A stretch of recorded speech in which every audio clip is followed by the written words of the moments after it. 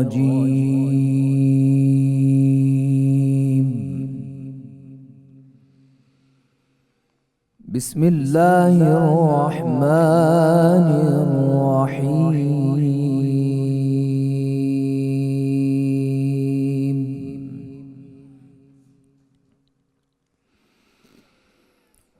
والذي أرسل رسوله بالهدى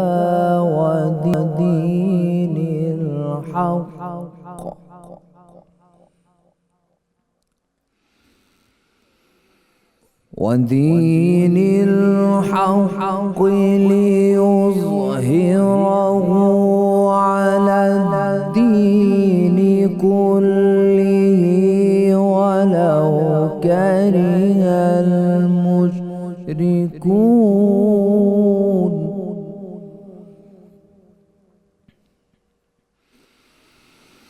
يا أيها الذين آمنوا إن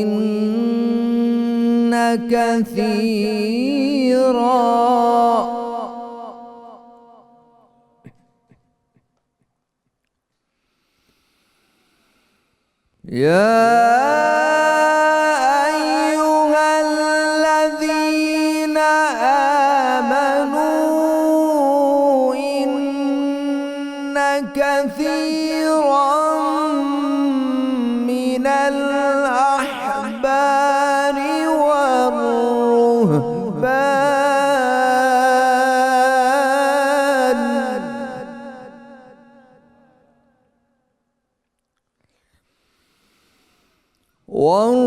والرهبان ليأكلون أموال الناس بالباطل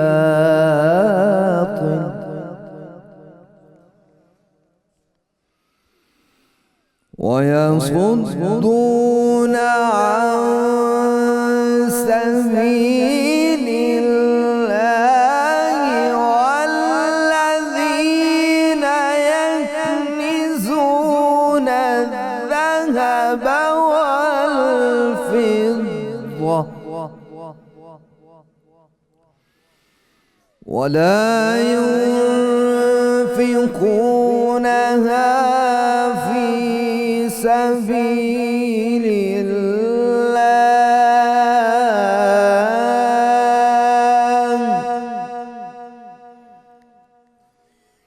فبشرهم بعذاب أليم.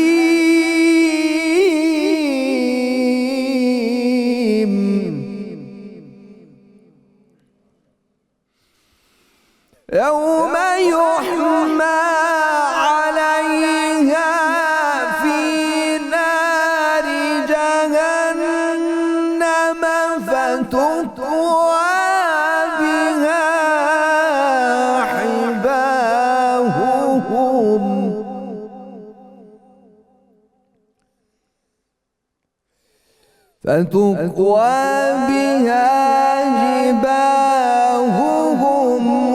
وجنوبهم وظهورهم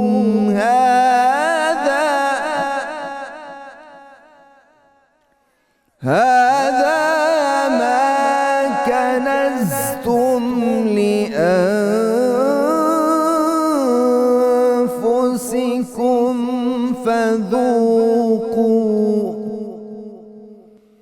فذوقوا ما كنتم تكنزون. صدق الله العظيم.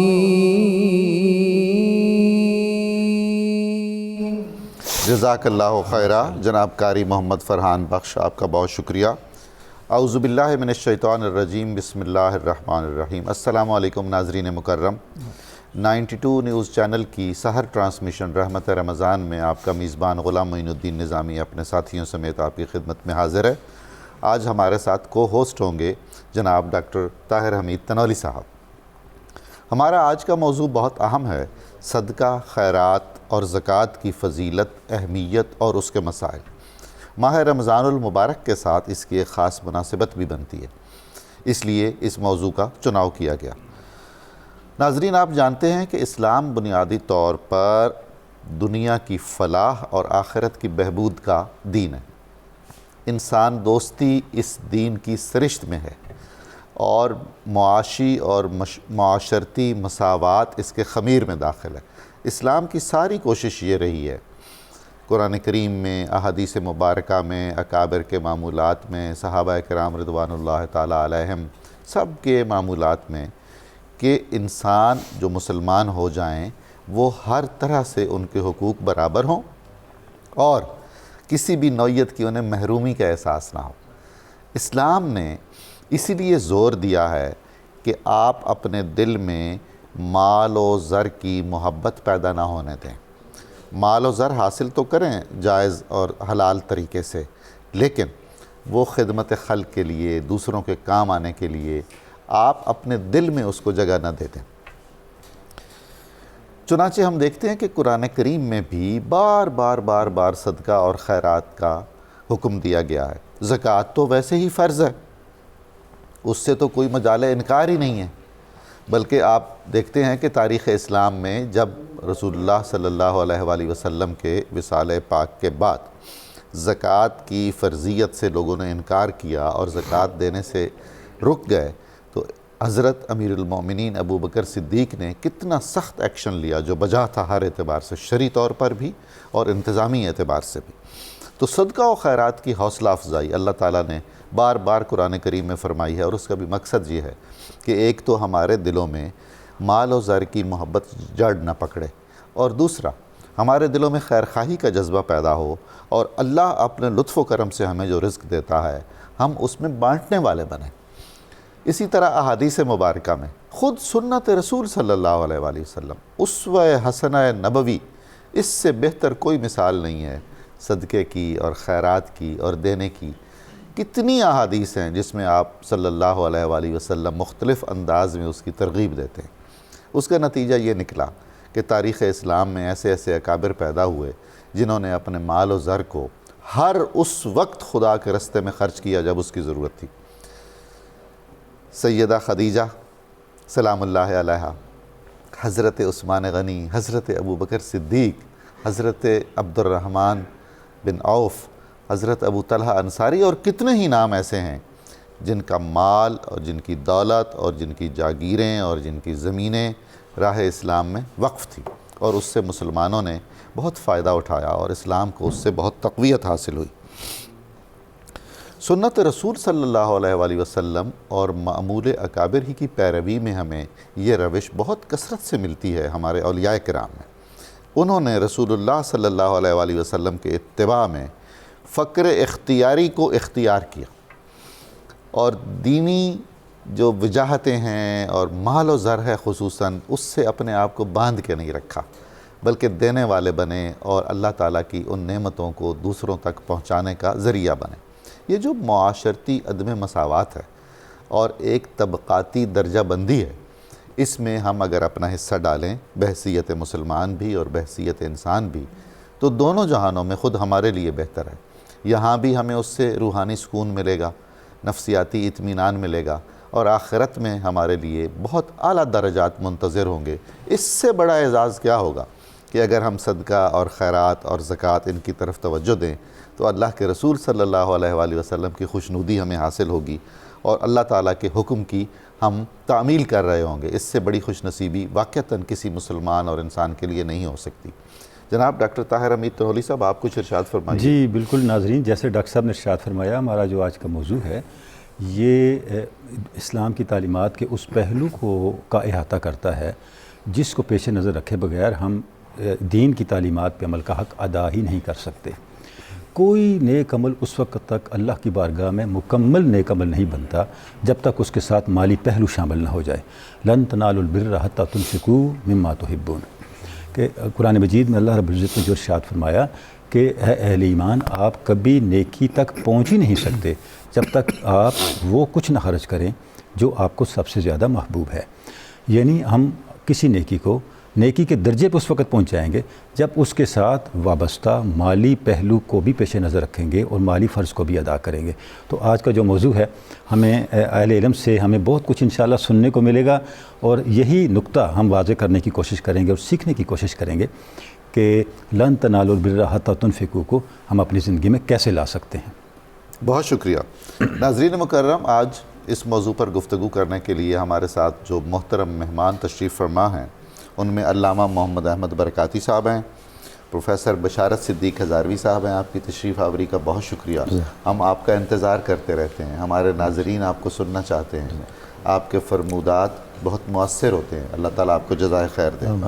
ہمارے ساتھ ملک کے نامور قوال اور ثنا خان، صدارتی ایوارڈ یافتہ جناب شیر میاں داد خان اور ان کے ساتھی موجود ہیں۔ میں شکر گزار ہوں، آپ کے کلام سے بھی ہم لطف اندوز ہوں گے۔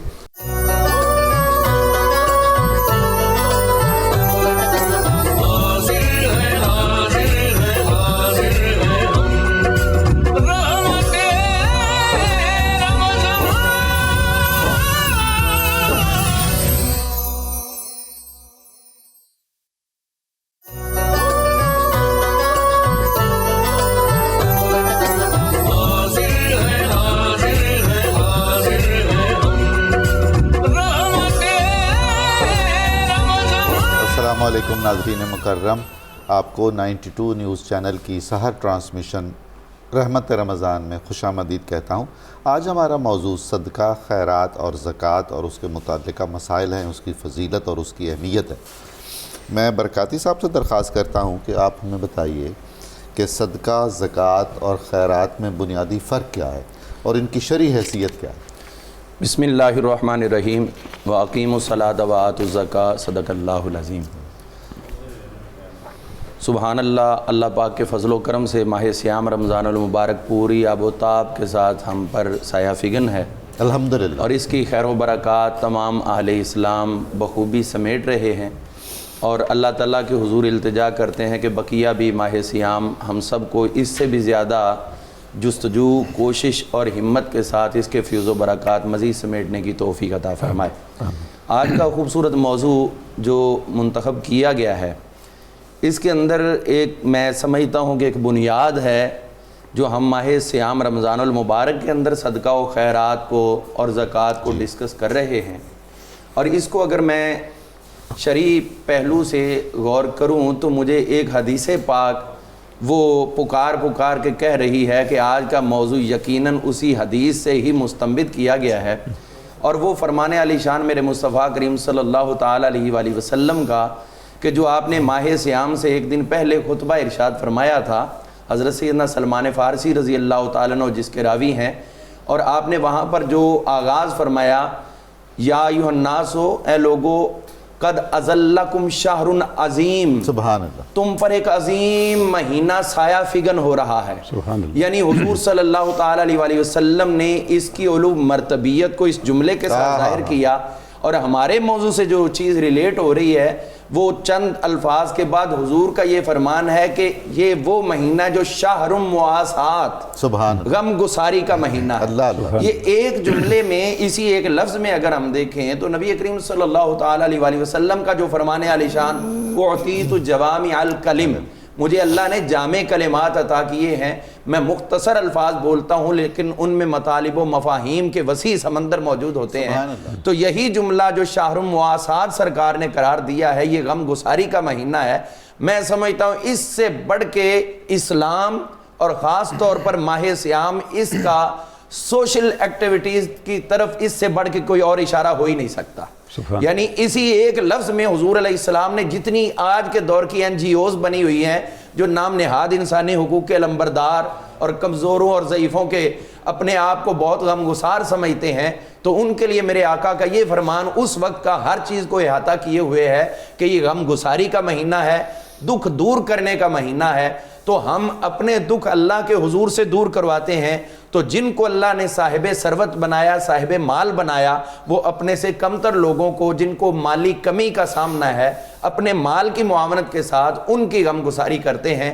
تو اسلام جو ہے وہ سب سے بڑا ایک سوشل مذہب بھی ہے، جس نے لوگوں کو نہ صرف رکوع اور سجود اور تسبیح و تحلیل کی طرف رکھا، بلکہ انسان کو اصل اس درجے تک لے کر گئے۔ وہ یہی درجہ تھا کہ جو اللہ تعالیٰ نے واضح کر دیا، اور جس کو ایک شاعر نے اپنے مخصوص رنگ میں ظاہر کیا، اور وہ رنگ تھا تو یہی تھا کہ درد دل کے واسطے پیدا کیا انسان کو، ورنہ طاعت کے لیے کچھ کم نہ تھے کروبیاں۔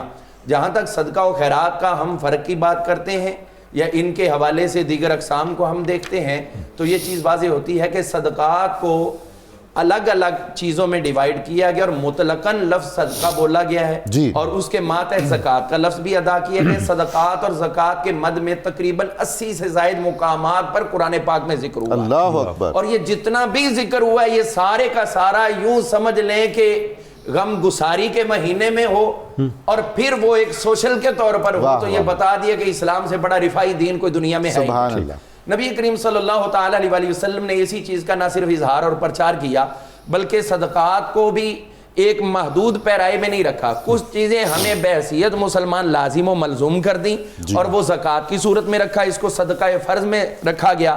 صدقات واجبہ بھی رکھے گئے، جن میں منت مان لیے تو اب اس کو پورا کرو، جس طرح بھی ممکن ہو سکے اسے پورا کرنے کی کوشش کرو۔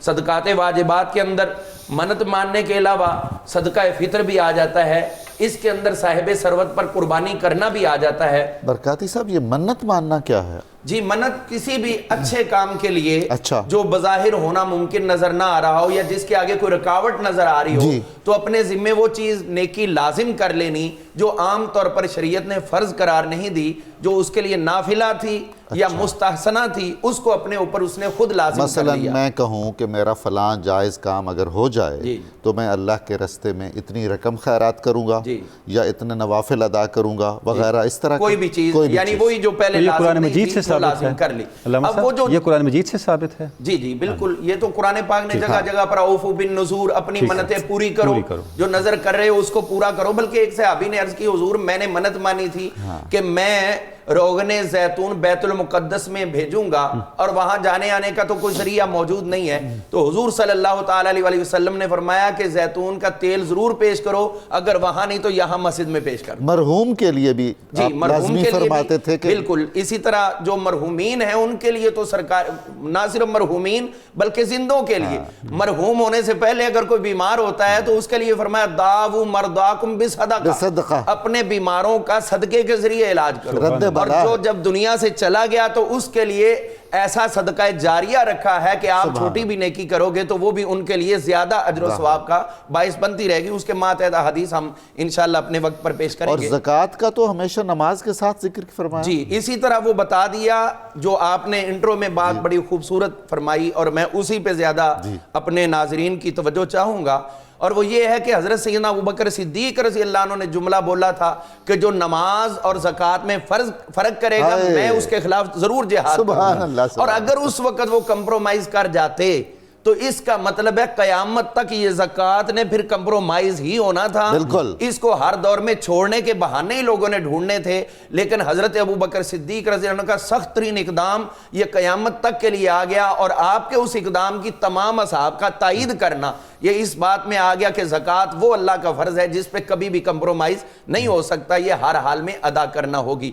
ہم دیکھتے ہیں نبی کریم صلی اللہ تعالیٰ علیہ وسلم، آپ کے اوپر تو زندگی میں کبھی زکوٰۃ فرض ہوئی نہیں، آپ پر تو زکوٰۃ فرض ہوئی نہیں، چونکہ زکوٰۃ کی فرضیت کے لیے ضروری ہے کہ اس کے اوپر ایک سال گزرے۔ تو چونکہ حضور تو اپنے پاس مال روکتے ہی نہیں تھے، ادھر آتا اور گھر میں تب جاتے جب سب کا سب بانٹ دیا جاتا، زکوٰۃ سے بہت اونچے درجے پر آپ سخاوت اور خیرات کرتے ہیں۔ یہ ہے فقر محمدی، فقر محمد۔ اور یہاں تک وہ صورتحال حضور صلی اللہ تعالیٰ علیہ وسلم کی مشہور احادیث میں موجود ہے کہ آپ جب پوری رات بے قرار رہے تو پھر وجہ معلوم کی کہ مجھے سکون کی نیند کیوں نہیں آئی، پتہ چلا یہ 1-2 درہم گھر میں پڑے تھے، اور میں اسے اٹھاؤ اور تقسیم کرو، جب تقسیم کیا گیا تو آپ کو سکون آیا۔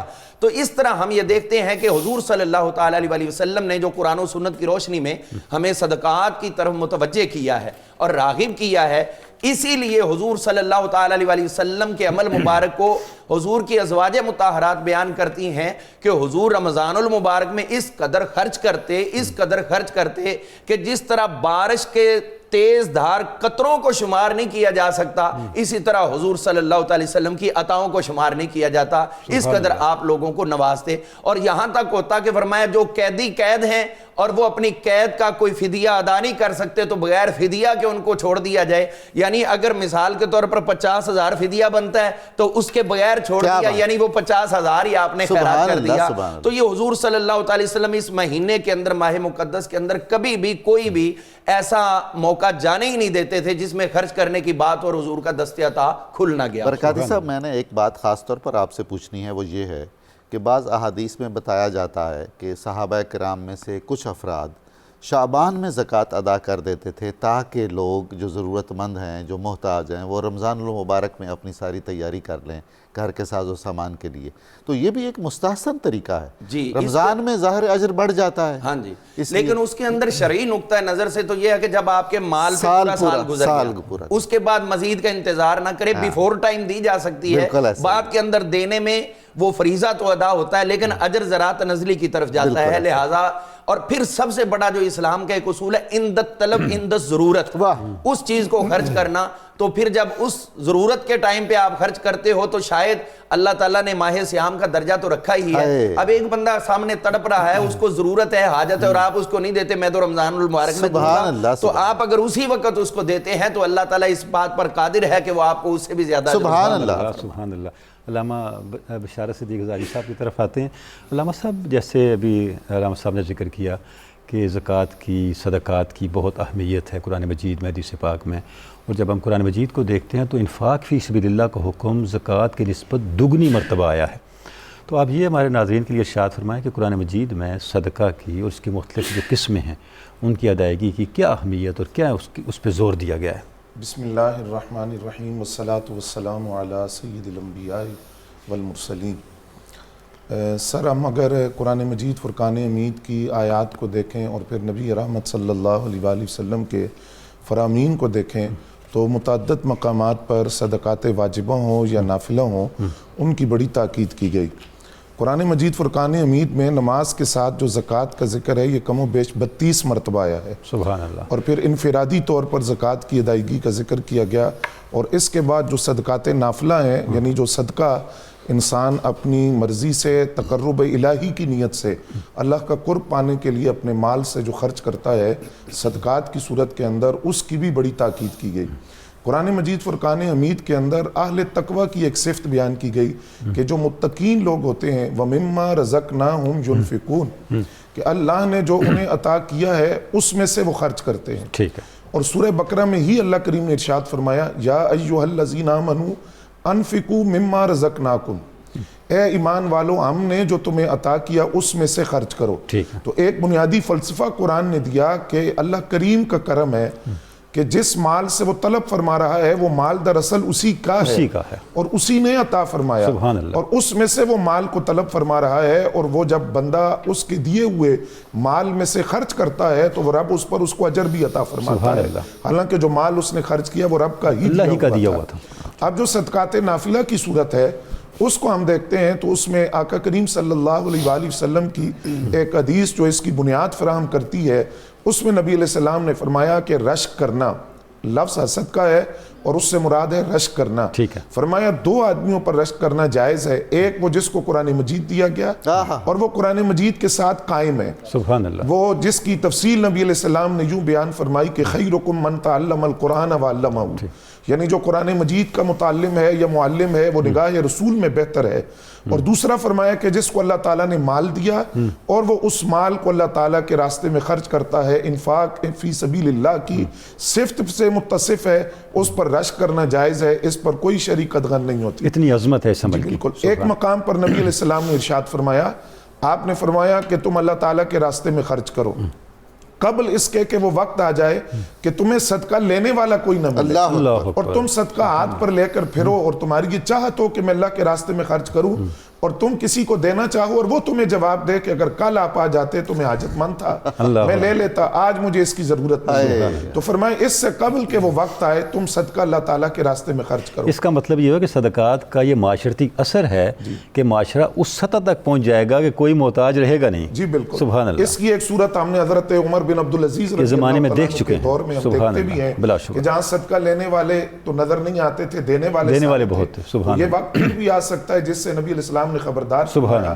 کہ اگر آج اللہ تعالیٰ نے تمہیں غنا دیا ہے, امارت دی ہے, تو تم اس مال کو اللہ کے راستے میں خرچ کرو. یعنی اس میں انتباہ بھی ہے اور بشارت بھی ہے. جی بالکل ایسا. ماشاءاللہ. اور پھر نبی رحمت صلی اللہ علیہ وآلہ وسلم نے ارشاد فرمایا, آپ نے فرمایا کہ تم چاہے ایک کھجور ہی اللہ کے راستے میں صدقہ کر دو, لیکن شرط یہ ہے کہ وہ حلال مال سے ہو. فرمایا حرام مال کو اللہ تعالیٰ قبول نہیں فرماتا.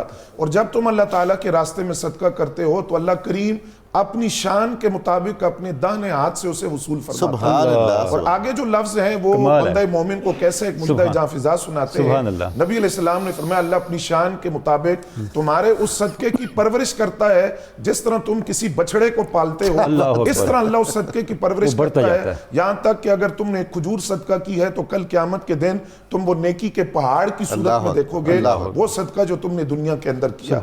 اور ایک مقام پر نبی علیہ السلام نے یہ ارشاد فرمایا کہ تم صدقہ کرو, چاہے ایک کھجوری صدقہ کرو, کیونکہ کل قیامت کے دن جب تم رب کے سامنے پیش ہوگے, جب تمہارے اور رب کے درمیان کوئی ترجمان نہیں ہوگا, اس وقت تم اپنے دائیں طرف دیکھو گے تو سوائے صدقے کے کچھ نظر نہیں آئے گا, بائیں طرف دیکھو گے تو وہی تمہیں نظر آئے گا جو تم نے آگے بھیجا, سامنے بھی وہی ہوگا جو تم نے آگے بھیجا.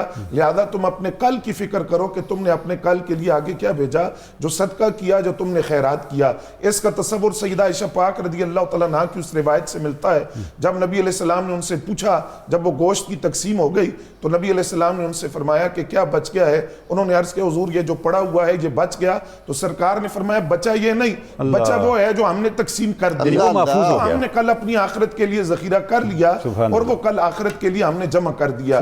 پھر ہم صحابہ کرام رضوان اللہ تعالی علیہ مجمعین جو محمدی یونیورسٹی کے تربیت یافتہ ہیں اور براہ راست نبی علیہ السلام نے ان کی تربیت فرمائی اور جن کا عشق وفا اپنی مثال آپ ہے, وہاں ہم دیکھتے ہیں کہ حضرت قیس بن صلح انصاری رضی اللہ تعالیٰ عنہ نبی علیہ السلام کی خدمت میں حاضر ہیں تو ان کے بھائی شکایت لے کر آئے کہ یہ مال بہت خرچ کرتے ہیں. تو نبی علیہ السلام نے ان سے سوال کیا کہ آپ مال کس طرح خرچ کرتے ہیں. انہوں نے عرض کیا حضور جو مجھے پیداوار زمین سے ملتی ہے اس میں سے کچھ میں اپنے لیے رکھ لیتا ہوں اور کچھ جو ہے وہ میں اپنے دوستوں کو دیتا ہوں اور کچھ اللہ کے راستے میں خرچ کر دیتا ہوں. نبی علیہ السلام نے ان کے بھائیوں کی موجودگی میں حضرت قیس بن صلح انصاری رضی اللہ تعالیٰ عنہ ان کے سینے پر ہاتھ مارا اور ہاتھ مار کر فرمایا تم خرچ کرو, جب تک تم خرچ کرتے رہو گے میرا رب تم پر خرچ کرتا ہے, تم نے ہاتھ کو روکنا نہیں ہے, وہ اللہ کریم تم پر خرچ کرتا رہے گا. تو حضرت قیس بن صلح انصاری رضی اللہ تعالیٰ عنہ حلفاً یہ بات کہا کرتے تھے, فرماتے ہیں کہ اپنے خاندان کے اندر سب سے زیادہ مالدار میں تھا اور اللہ کریم نے مجھے اتنی دولت عطا کی اس سخاوت کی وجہ سے,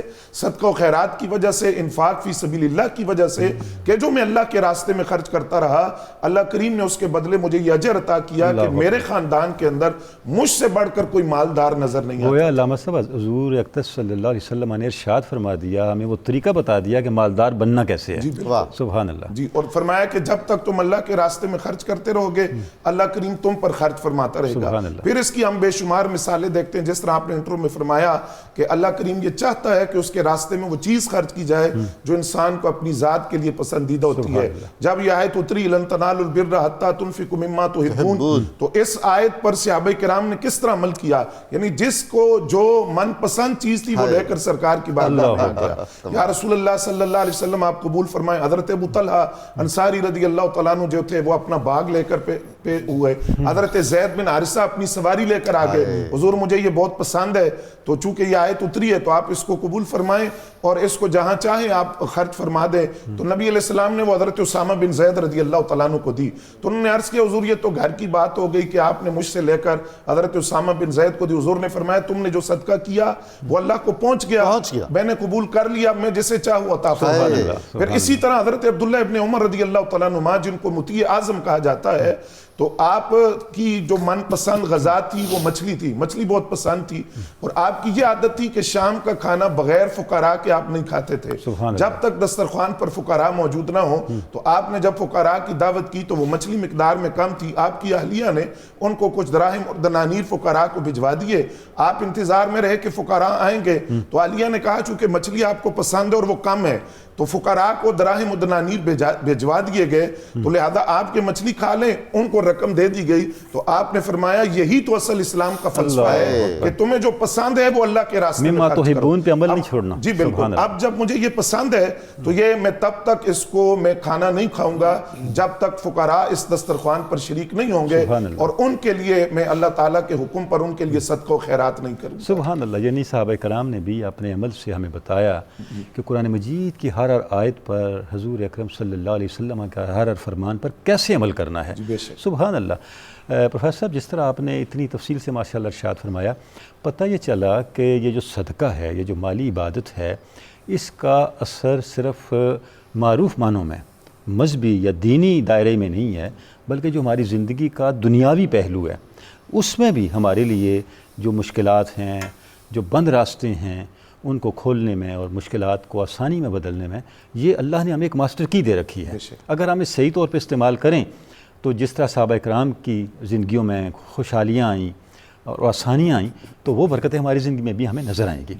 اچھا جی، آپ سے نے ارشاد فرمایا، پروفیسر صاحب آپ کی ساری گفتگو سے ایک حدیث پاک میرے ذہن میں آ رہی ہے بار بار، کہ آپ سے نے ارشاد فرمایا کہ جس ذات کے قبضہ قدرت میں محمد کی جان ہے، میں 3 باتوں پہ قسم کھانا چاہوں گا۔ یعنی آپ سے قسم نہ بھی کھائیں تو آپ کا ہر فرمان حق اور سچ ہے۔ پہلی بات یہ کہ صدقہ مال کم نہیں کرتا۔ اللہ اللہ، سبحان اللہ۔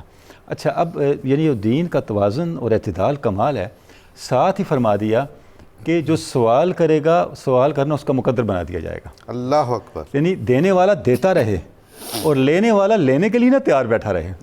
سبحان اللہ۔ تو بڑی جامعیت ہے اس کے اندر کہ ڈاکٹر صاحب کس طرح یعنی آپ صلی اللہ علیہ وسلم نے اپنی اس تعلیمات کے اندر الید العلیٰ خیر من ید السفلیٰ، یعنی لینے والا دینے والے تک پہنچنے کی کوشش کرے، وہ کوشش کرے کہ وہ دینے والا بن جائے۔ تو نولی صاحب، ہم جو گفتگو کر رہے ہیں اور جس نقطے پر ہم آ گئے ہیں، اس کو حضرت علامہ اقبال نے بہت دقت نظر سے محسوس کیا، سبحان اللہ، اور انہوں نے فرمایا کہ یہ جو صدقات اور خیرات کا نقطہ نظر ہے، اس کا بنیادی فلسفہ کیا ہے، اور اتنے سلیس اور خوبصورت لفظوں میں اسے بیان کر دیا۔ کس نباشد در جہان محتاج کس، سبحان اللہ، نقطہ شرع مبین این است و بس۔ سبحان اللہ، سبحان اللہ۔ شریعت محمدی صرف یہ چاہتی ہے کہ اس کے ماننے والے اور پوری دنیا کے لوگ کوئی محتاج نہ رہے۔ سبحان اللہ۔ تو یہ ایک دائرہ ہے ایک دوسرے کی مدد کرنے کا اور دوسروں کو اپنے برابر لا کر خوش ہونے کا۔ سبحان تو علامہ برکاتی صاحب، آپ سے میں عرض یہ کرنا چاہ رہا ہوں کہ صدقہ اور زکوٰۃ کے ذریعے روحانی بہتری تو آتی ہی آتی ہے، اور یہ معاشی فرق بھی ختم ہوتا ہے کافی حد تک، اس سے کوئی نفسیاتی تسکین بھی ملتی ہے اور عبادتوں میں چاشنی بڑھ جاتی ہے۔ جی، نفسیاتی تسکین تو بنیادی طور پر علم نفس تو کہتے ہی علم روح کو ہیں، تو جو نفسیاتی تسکین ہے اسی کو ہم روحانی تسکین بھی سمجھ سکتے ہیں۔ اور بقیہ معاملات کے اندر ہم دیکھتے ہیں کہ نبی کریم رؤوف رحیم صلی اللہ تعالیٰ علیہ وآلہ وسلم آپ نے جو صدقات عام کرنے کی ترغیب دی ہے، اس کے اندر ایک بنیاد نظر آتی ہے، اور وہ یہ ہے کہ حضور نہیں چاہتے کہ میرے امتیوں میں مالی طور پر تفاوت بہت زیادہ ہو۔ واہ۔ امیر امیر تر ہوتا جائے، غریب غریب تر ہوتا جائے، یہ حضور کو پسند نہیں ہے۔ اسی لیے امیروں سے مال لے کر غریبوں کو دلوانا تاکہ وہ سٹینڈ ہوں، سٹیبل ہوں، اور پھر اس میں یہ ہے کہ وہ اسی پر قناعت کر کے نہ بیٹھ جائیں اب لوگ ہمیں کھلاتے رہیں گے اور ہم کھاتے رہیں گے۔ یہ بھی سلسلہ اسلام کے اندر قطعاً پسندیدہ نہیں ہے۔ علامہ صاحب، جن معاشروں میں ہمیں یہ فرق بہت زیادہ نظر آ رہا ہو کہ امیر امیر تر ہوتا جا رہا ہو اور غریب غریب تر ہوتا جا رہا ہو، تو اس معاشرے کے افراد کو یہ محسوس کرنا چاہیے نا کہ یہ منشاء خدا اور منشاء رسول کے مطابق نہیں ہے۔ دیکھیے، اس بارے میں نبی کریم علیہ السلام کا ایک فرمان علی شان ظاہری الفاظ کے ساتھ اور پھر باطنی الفاظ کے ساتھ وہ واضح ہوتا ہے، جو آپ نے خطبہ حجۃ الوداع میں ارشاد فرمایا تھا، کسی گورے کو کالے پر اور کسی سرخ کو گندمی پر کسی قسم کی کوئی فوقیت نہیں ہے، یہ سب کے سب تم ابنائے آدم ہو تو باپ ایک ہو، اولاد سب ہو تو باپ کی وراثت تو سب کو یکساں ملتی ہے نا. تو اونچ نیچ کرنا یہ اسلام کا امتیاز نہیں ہے. روحانی پہلو یہ نکلا اس کا کہ اسلام یہ چاہتا ہے کہ نہ صرف آپ عبادات اور معاملات میں ایک دوسرے کے مساوی رہو، لیکن اس کے ساتھ یہ بھی ہے کہ مالی طور پر بھی اعمال کے نتائج کے اعتبار سے بھی تم مساوی رہو. آج ایک بندہ خرچ کر رہا ہے، ابھی جس طرح تنولی صاحب نے حدیث پاک پڑھی کہ اوپر والا ہاتھ نیچے والے ہاتھ سے بہتر ہے، تو اب جو اوپر والا ہاتھ ہے وہ تو قیامت کو بہت اونچا نظر آئے گا اور جو نیچے والا ہے وہ بہت نیچے جائے گا. تو اسی لیے اس کو بھی ترغیب دی کہ یہ جو تمہیں مل رہا ہے یہ اسٹیبل کرنے کے لیے اس کو حاصل کیا ہے، اب خود کو اس قابل بناؤ کہ اسی طرح کل کلا تم بھی دوسروں کو اپنے قدموں پہ کھڑے ہو جاؤ، خود کفیل ہو جاؤ اور دوسروں کی دستگیری کرنے کے قابل. اور یہ آج کل جو بھکاری پن ہے وہ عام ہوتا جا رہا ہے، اور اگر ہم اس پروگرام کے حوالے سے دیکھیں تو ان پہ عمل کریں تو یہ چیزیں بھی ختم ہوتی نظر آتی. حضرت سید عمر فاروق رضی اللہ عنہ آپ تشریف فرما تھے، ایک شخص آیا، اس نے کہا میں بھوکا، مجھے کھانا کھلاؤ. آپ نے اپنے غلام حضرت زید بن اسلم کو کہا کہ اس کو کھانا کھلا دو. پھر آپ وہاں سے تشریف لے گئے جہاں پر ایک چراگاہ تھی سرکاری، وہاں جانور وغیرہ گھوڑے وغیرہ موجود تھے، آپ ادھر تشریف لے گئے تو ادھر قریبی آبادی تھی، تو وہاں سے پھر صدا آئی کہ میں بھوکا ہوں مجھے کھانا کھلاؤ. آپ نے فرمایا یہ تو وہی آواز ہے جو ادھر سے، وہ غلام ساتھ تھا. تو آپ نے فرمایا کہ کیا اس کو کھانا نہیں کھلایا؟ اس نے کہا جی میں نے تو کھلا دیا تھا. تو پھر یہ کیوں مانگ رہا ہے؟ فرمایا اس کو لے کے آؤ. جب لے کے آیا تو فرمایا تو نے کھانا کھا لیا تھا؟ جی کھا لیا. تو پھر کیوں مانگ رہے ہو؟ اس نے کہا جی میرا تو کام یہ ہے. آپ نے جتنا بھی کھانا جمع کیا ہوا تھا اس نے وہ سارے کا سارا اسے لیا اور لے کے وہ جہاں جہاں دینے والی جگہ تھی وہاں پر پہنچائی. ساتھ میں اس پر سختی کی کہ آج کے بعد میں نے تجھے مانگتے ہوئے دیکھ لیا تو پھر اس کے بعد تجھے معافی نہیں دی جائے گی. اور سرکاری فنڈ سے ان کی معاونت کی اور ساتھ میں یہ سمجھا دیا کہ آج تم لے رہے ہو تو کل دینے والے بن جاؤ. اور یہی چیز جو حضور صلی اللہ علیہ وسلم کی خدمت میں ایک شخص آیا تھا تو آپ نے اس کو یہ تعاون دیا تھا کہ گھر میں جو کچھ ہے وہ لے کے آؤ.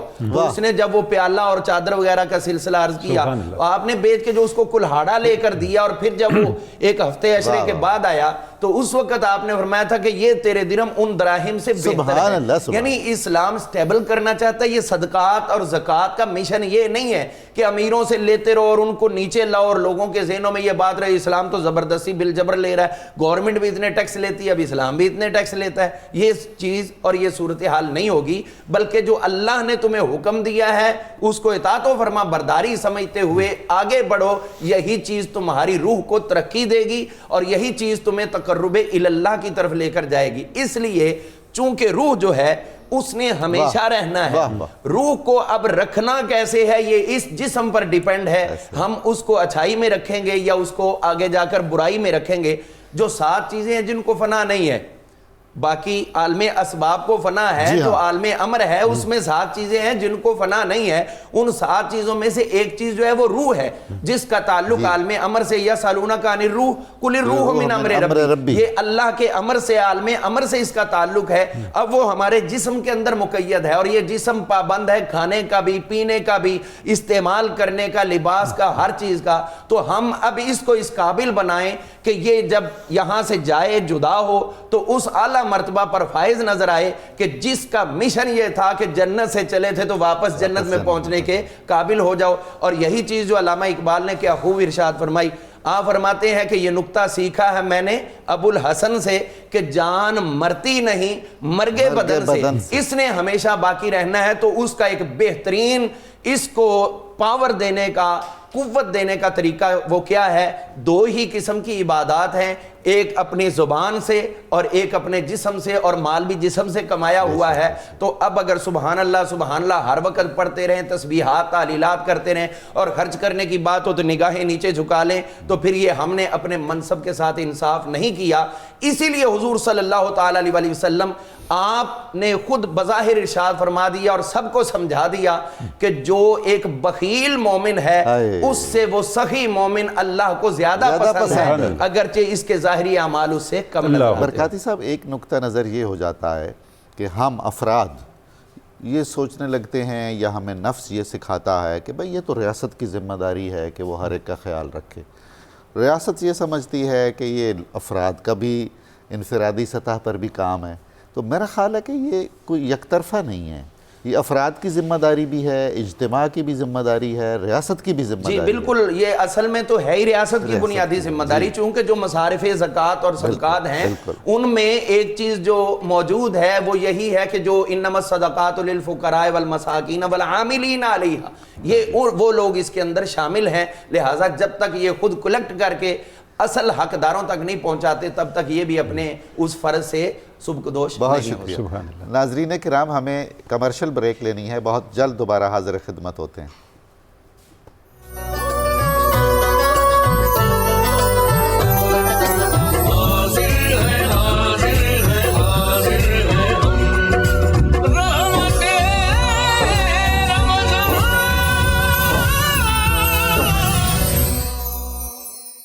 پروفیسر صاحب کی طرف آتے ہیں۔ پروفیسر بشار صدیق ہزاروی صاحب، جو انفاق فی سبیل اللہ ہے، صدقے کی صورت میں ہو، زکوٰۃ کی صورت میں، اس کا خاص تعلق جو ہے وہ روحانی لحاظ سے ہمارے جو نفس ہے اس کے تزکیے کے ساتھ بھی ہے، تو اس پہ ارشاد فرمائیں کیسے یہ تزکیہ نفس اس سے ہوتا ہے؟ اس میں آقا کریم صلی اللہ علیہ وآلہ وسلم کا ایک فرمان کہ حضرت انس بن مالک رضی اللہ تعالیٰ عنہ سے نبی علیہ السلام نے فرمایا کہ اپنے مال سے صدقہ دیا کرو، کیونکہ جو صدقہ ہے وہ تمہیں بھی پاک کر دے گا اور تمہارے مال کو بھی پاک کر دے گا۔ اللہ اکبر۔ اور ہم یہ بات جانتے ہیں کہ جو تزکیہ بالمال ہے اس کا لازمی نتیجہ تزکیہ نفس ہے۔ جو تزکیہ نفس ہے وہ تزکیہ بالمال کے ذریعے ہوتا ہے، اور تزکیہ نفس جو ہے اس کو بنیادی طور پر سمجھنا ضروری ہے کہ یہ کیوں ضروری ہے۔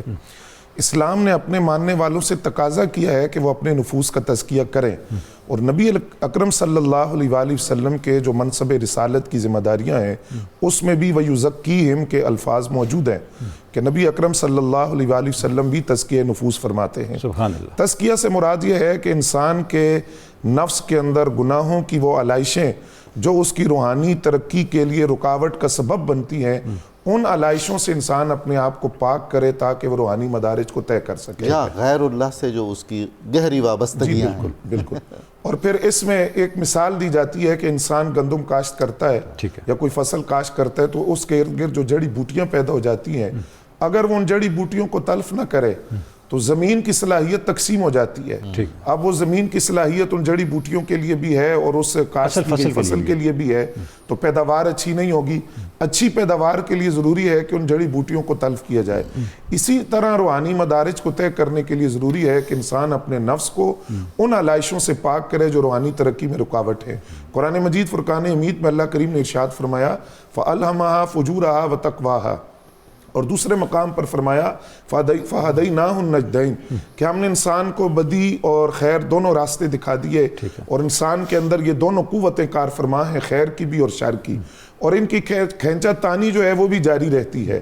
اور اس صورت کے اندر قرآن نے 11 قسموں کے بعد یہ ذکر کیا کہ جو انسان اپنا تزکیہ کر لے وہ کامیاب ہے، وَقَدْ خَابَ مَنْ دَسَّاهَا، اور جس نے اپنے آپ کو گناہوں میں چھپا لیا وہ ناکام ہو گیا۔ اور پھر قرآن نے بار بار کہا کہ اپنے نفوس کا تزکیہ کرو۔ اب یہ جو تزکیہ ہے اس کے اسباب کیا ہیں اس کو آقا کریم صلی اللہ علیہ وآلہ وسلم نے بیان فرمایا۔ نبی علیہ السلام نے فرمایا سب سے پہلے اس کا ذریعہ ہے خوف خدا اور نماز، جس کے ذریعے انسان کے نفس کا تزکیہ ہوتا ہے۔ دوسرا فرمایا صلہ رحمی کرنا اور صلح جوئی کرنا۔ تیسرا فرمایا صدقات و خیرات، انفاق فی سبیل اللہ، اللہ کے راستے میں خرچ کرنا، اس سے انسان کا جو نفس ہے وہ پاکیزگی حاصل کرتا ہے اور تزکیہ نفوس ہوتا ہے۔ پھر فرمایا کہ شریعت مطہرہ کی پاسداری کرنا، اللہ تعالیٰ نے جو احکام دیے ہیں ان پر عمل کرنا۔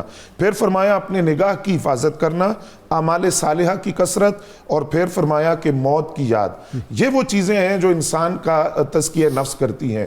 پھر اس میں ہم دیکھتے ہیں کہ چونکہ موضوع ہمارا مال کا ہے تو اس میں قرآن مجید کی ایک واضح آیت موجود ہے جس میں یہ بتایا گیا کہ سب سے بڑا متقی وہ ہے جو اپنا مال خرچ کرتا ہے۔ وَسَيُجَنَّبُهَا الْأَتْقَى، ان قریب اللہ کریم وہ جو سب سے بڑا متقی ہے اس کو جہنم کی آگ سے دور فرما دے گا۔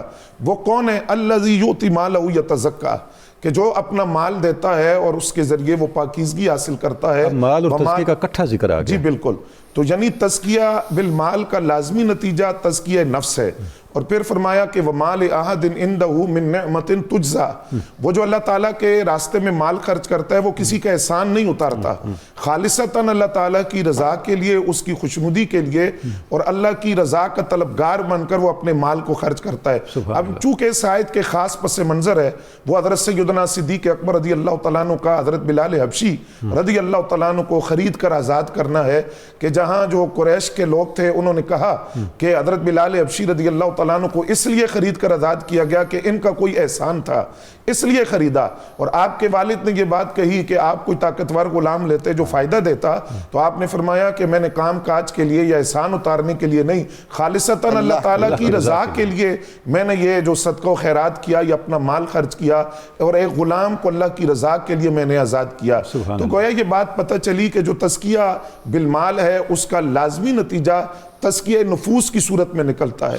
اور تزکیہ نفوس کی صورت پھر یہ ہے جس طرح آقا کریم صلی اللہ علیہ وسلم نے فرمایا کہ الصدقۃ تسد 70 بابا فی السوء, کہ صدقہ برائی کے 70 دروازوں کو بند کر دیتا ہے. یہ بھی تزکیہ ایک طرح جی بالکل, کہ جو چیزیں نفس کو آلودہ کر سکتی ہیں, جی بالکل, نہ صرف یہ کہ صدقہ پہلے تزکیہ کرتا ہے بلکہ آلودگی کے دروازے بھی بند کرتا ہے, دروازے بند کرتا ہے. اور پھر نبی علیہ السلام نے فرمایا کہ صدقہ کرنے والے کی جو قبر ہے اللہ کریم اس قبر کی گرمی کو دور فرما دیتا ہے, اور قبر کے اندر جو راحت ہے اور وہ سکون عطا فرماتا ہے. پھر نبی علیہ السلام نے فرمایا کہ ہر شخص قیامت کے دن اپنے صدقے کے سائے میں ہوگا یہاں تک کہ فیصلہ کر دیا جائے گا. وہ جو قرآن نے کہا کہ ہر نفس کو دیکھنا چاہیے کہ اس نے اپنے کل کے لیے آگے کیا بھیجا, آج کے لیے جو جمع کیا وہ یہیں رہ جائے گا, جمع وہ ہے جو اس نے اپنے کل کے لیے بھیجا. تو فرمایا کہ ہر شخص اپنے دیے ہوئے صدقے کے سائے میں ہوگا. پھر نبی علیہ السلام نے فرمایا الصلاۃ برہان والصدقۃ جنہ, کہ جو نماز ہے وہ دلیل ہے اسلام کی, اور جو صدقہ ہے وہ ڈال ہے جہنم کی آگ سے اور عذاب سے, جو صدقہ ہے وہ ڈال ہے. پھر نبی علیہ السلام نے فرمایا کہ صبح جو ہے وہ صدقہ کیا کرو, کیونکہ صدقہ مصیبتوں کو ٹال دیتا ہے, اور صدقہ تمہاری مصیبتوں سے آگے بڑھتا ہے, اور تمہاری مصیبت کے جو اقدام ہیں اس سے صدقہ آگے بڑھ جاتا ہے. آپ اجازت دیں تو 2 کالر ہیں, ان کی کال لے لیں اور آپ ہی سے جواب لیں گے ان کی استفسارات کا. جی عائشہ صاحبہ راولپنڈی سے. السلام علیکم. وعلیکم السلام. السلام علیکم. میرا سود کے متعلق کوئسچن تھا آپ سے. جی فرمائیے.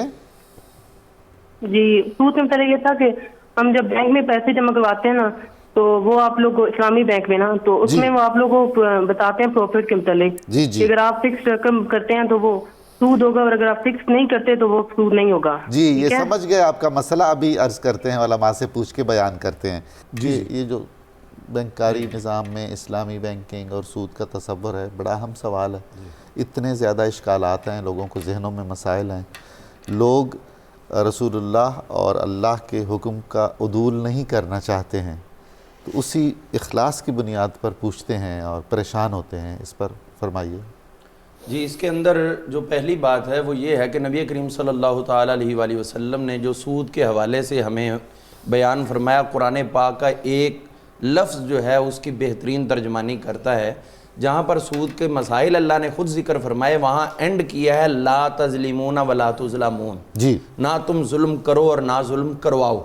یعنی اگر ایسی محنت جس کا عوض کچھ بھی نہیں تو وہ محنت کرنے والے کا حق غصب کرنا ہے, اور ایسا مال جس پہ کوئی محنت نہیں اس کے باوجود زیادہ مال مل رہا ہے تو وہ بھی دوسرے کا حق غصب کرنا ہے, اور دونوں صورتیں منع ہیں. جہاں تک اسلامی بینکنگ کی بات کی جا رہی ہے کہ وہ کہتے ہیں کہ فکس نہ دیں, یہ جملہ بولنا بھی اصل میں فکس کروانے کی بات ہے. جی جو کہنا جی ہم نے فکس نہیں کیا, وہ آپ کو تو فکس نہیں کیا, وہ بینک والوں نے اپنے پاس فکس کیا ہوا ہے, اس دفعہ ان کو اتنے پیسے دے دینے, اس دفعہ اتنے پیسے دے دینے, اپ ڈاؤن رکھ کے. شرعی تصور جو ہے وہ یہ ہے کہ آپ نے کسی سے قرض لیا اور اس نے اتنا ہی واپس کر دیا تو ٹھیک, اب وہ اپنی مرضی سے اس کے دل میں آئے تو تالیف قلب کے لیے کہ مشکل وقت میں میرے کام آیا تو اس کو سپورٹ کر دے تو ایک الگ بات ہے. اگر وہ نہیں کرے گا تو اس کے اوپر نہ کوئی اس کو امید رکھنی چاہیے اور نہ اس پہ کوئی ایلیگیشن لگائے گا.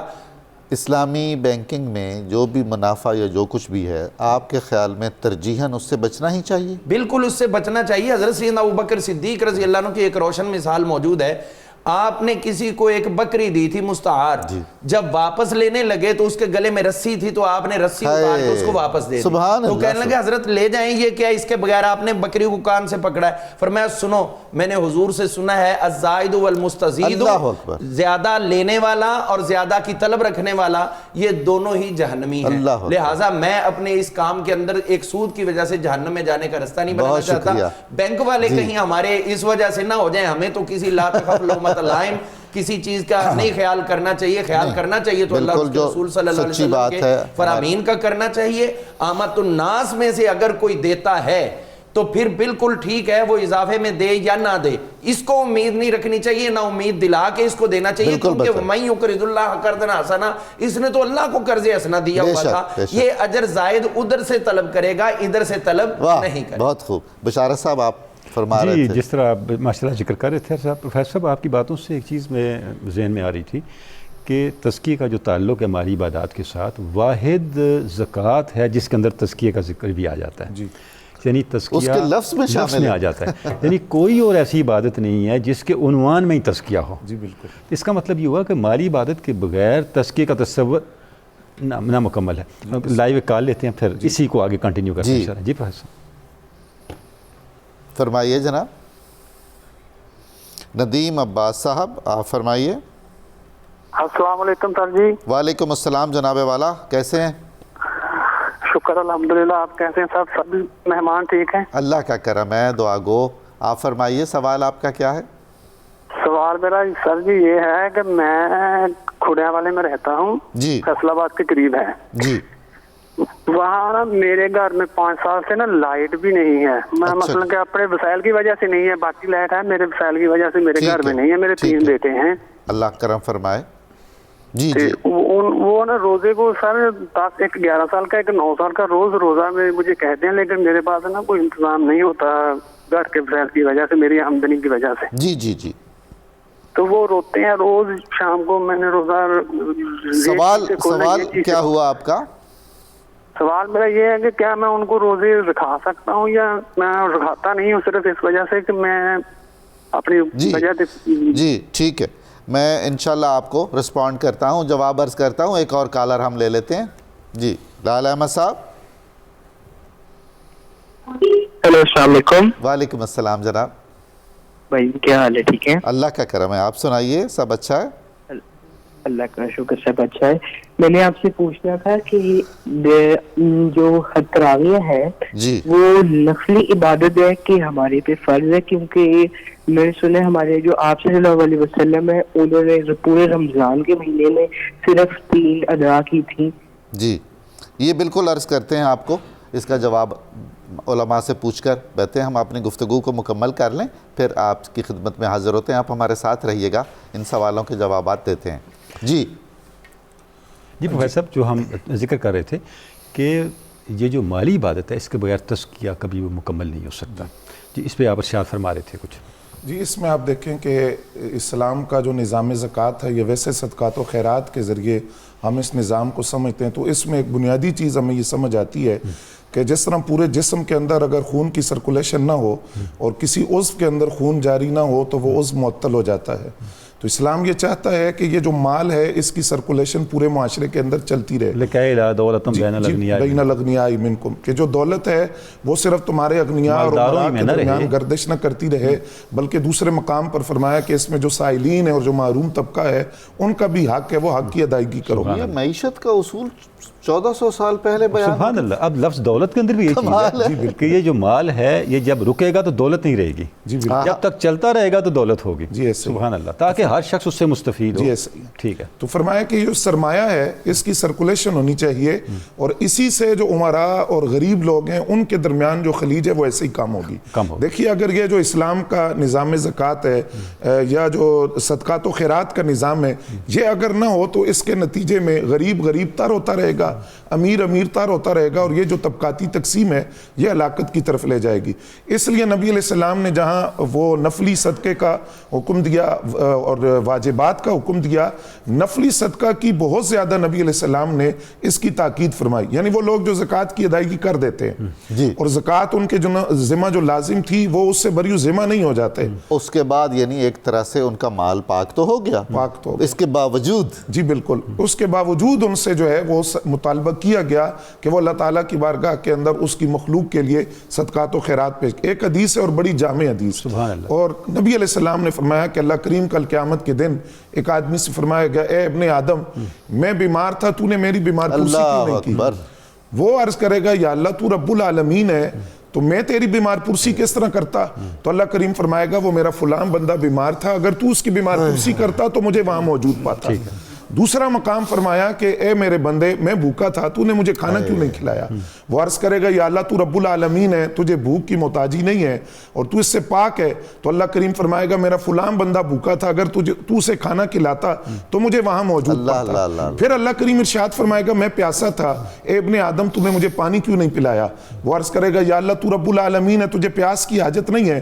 تو اللہ کریم فرمائے گا فلاں بندہ پیاسا تھا، اگر تو اس کو پانی پلاتا تو مجھے وہاں موجود پاتا. وہ جو قرض حسنہ کا تصور اسلام نے دیا ہے، اللہ کو تو قرض حسنہ کی ضرورت نہیں ہے اور نہ رب کو مال کی ضرورت ہے، بلکہ اللہ کریم تمہاری جانوں کا بھی مالک ہے، مال کا بھی مالک ہے. تو قرض حسنہ سے مراد یہی ہے کہ اس کے بندوں کی مدد کی جائے، اور یہ دولت ہے، اس دولت کی سرکولیشن چلتی رہے گی تو اس سرکولیشن کے ذریعے جو معاشرتی طبقاتی تقسیم ہے وہ ختم ہوگی اور برابر کے حقوق سب کو میسر. بشارت صاحب آپ بالکل درست فرما رہے ہیں. ہمارے ہاں ایک محاورہ ہے اور محاورہ ایسے نہیں بنتا، اس کے پیچھے صدیوں کا ایک تجربہ ہوتا ہے کہ چمڑی جائے دمڑی نہ جائے.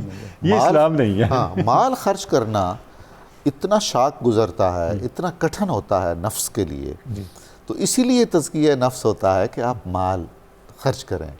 اب وہ تزکیہ نفس کبھی ہم کرتے ہیں عبادات الہی کے ذریعے، حقوق اللہ کے ذریعے، کبھی ہم تزکیہ نفس کی خواہش کرتے ہیں اور کوشش کرتے ہیں حقوق العباد کے ذریعے، کبھی وہی تزکیہ کا عمل ہم کرتے ہیں جہاد کر کے عملاً.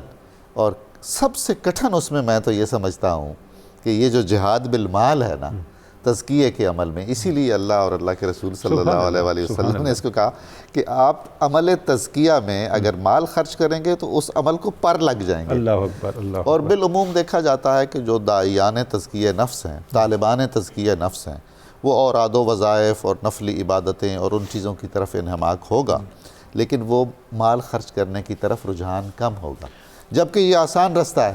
یہ بھی ضروری ہے. اچھا ڈاکٹر صاحب، پروفیسر صاحب کی باتوں سے ایک چیز سامنے آ رہی ہے، اس کا مطلب یہ ہوا کہ یہ بھی امکان موجود ہے کہ ہم ریاستی سطح پہ قانون صدقات بنائیں. جس طرح قانون زکوٰۃ ہے، جب صدقے پہ اتنا زور ہے، اور جیسے ڈاکٹر صاحب نے فرمایا مال کہتے ہی اس چیز کو جس میں میلان قلبی ہے، کیونکہ دل کی محبت اتنی زیادہ ہے نا اس کے اندر کہ آپ چھوڑنا نہیں چاہتے. تو کوئی ایسا قانون، ایسا ضابطہ ہو قانون صدقات جس میں جو مخیر لوگ ہیں جو زکوٰۃ دینے کے بعد بھی سوسائٹی پہ خرچ کر سکتے ہیں. اچھا ڈاکٹر صاحب، اگر آپ ویسٹ کو دیکھیں تو وہاں پر جو CSR کا کنسیپٹ ہے، کنزیومر سوشل رسپانسبلٹی، وہ صدقے ہی کا ماڈرن ورژن ہے. بالکل. اچھا، میں اسکینڈینیوین کنٹریز کو کچھ اسٹڈیز کی تو ایک چیز سامنے آئی کہ دنیا میں سب سے کرائم جو ہے وہ اسکینڈینیوین کنٹریز میں ہے. اس کی وجہ قانون نہیں ہے، اس کی وجہ CSR ہے، لوگوں پہ خرچ کرنا ہے. یعنی جب آپ لوگوں پہ خرچ کرتے ہیں تو اس سے تزکیہ فرد کا نہیں ہوتا، معاشرے کا بھی ہوتا ہے. سبحان اللہ. جی ایک کالر ہیں جی ہمارے پاس، مسز حمید صاحبہ. جی ارشاد فرمائیے. جی السلام علیکم. وعلیکم السلام. جی بھائی، میں آپ سے یہ عرض کرنا چاہتی ہوں کہ رمضان المبارک کا مہینہ ہے، بہت اچھے پروگرام ہو رہے ہیں، لیکن والدین کے بارے میں ایک بات کہوں گی کہ جو سنگل پیرنٹس ہیں اور جنہوں نے اپنے بچوں کے لیے ساری زندگی قربانی دی اور بچے نافرمان ہو گئے، بچوں کو یہ علم نہیں ہے کہ اللہ کا کیا حکم ہے، قرآن مجید میں کیا فرمایا گیا ہے.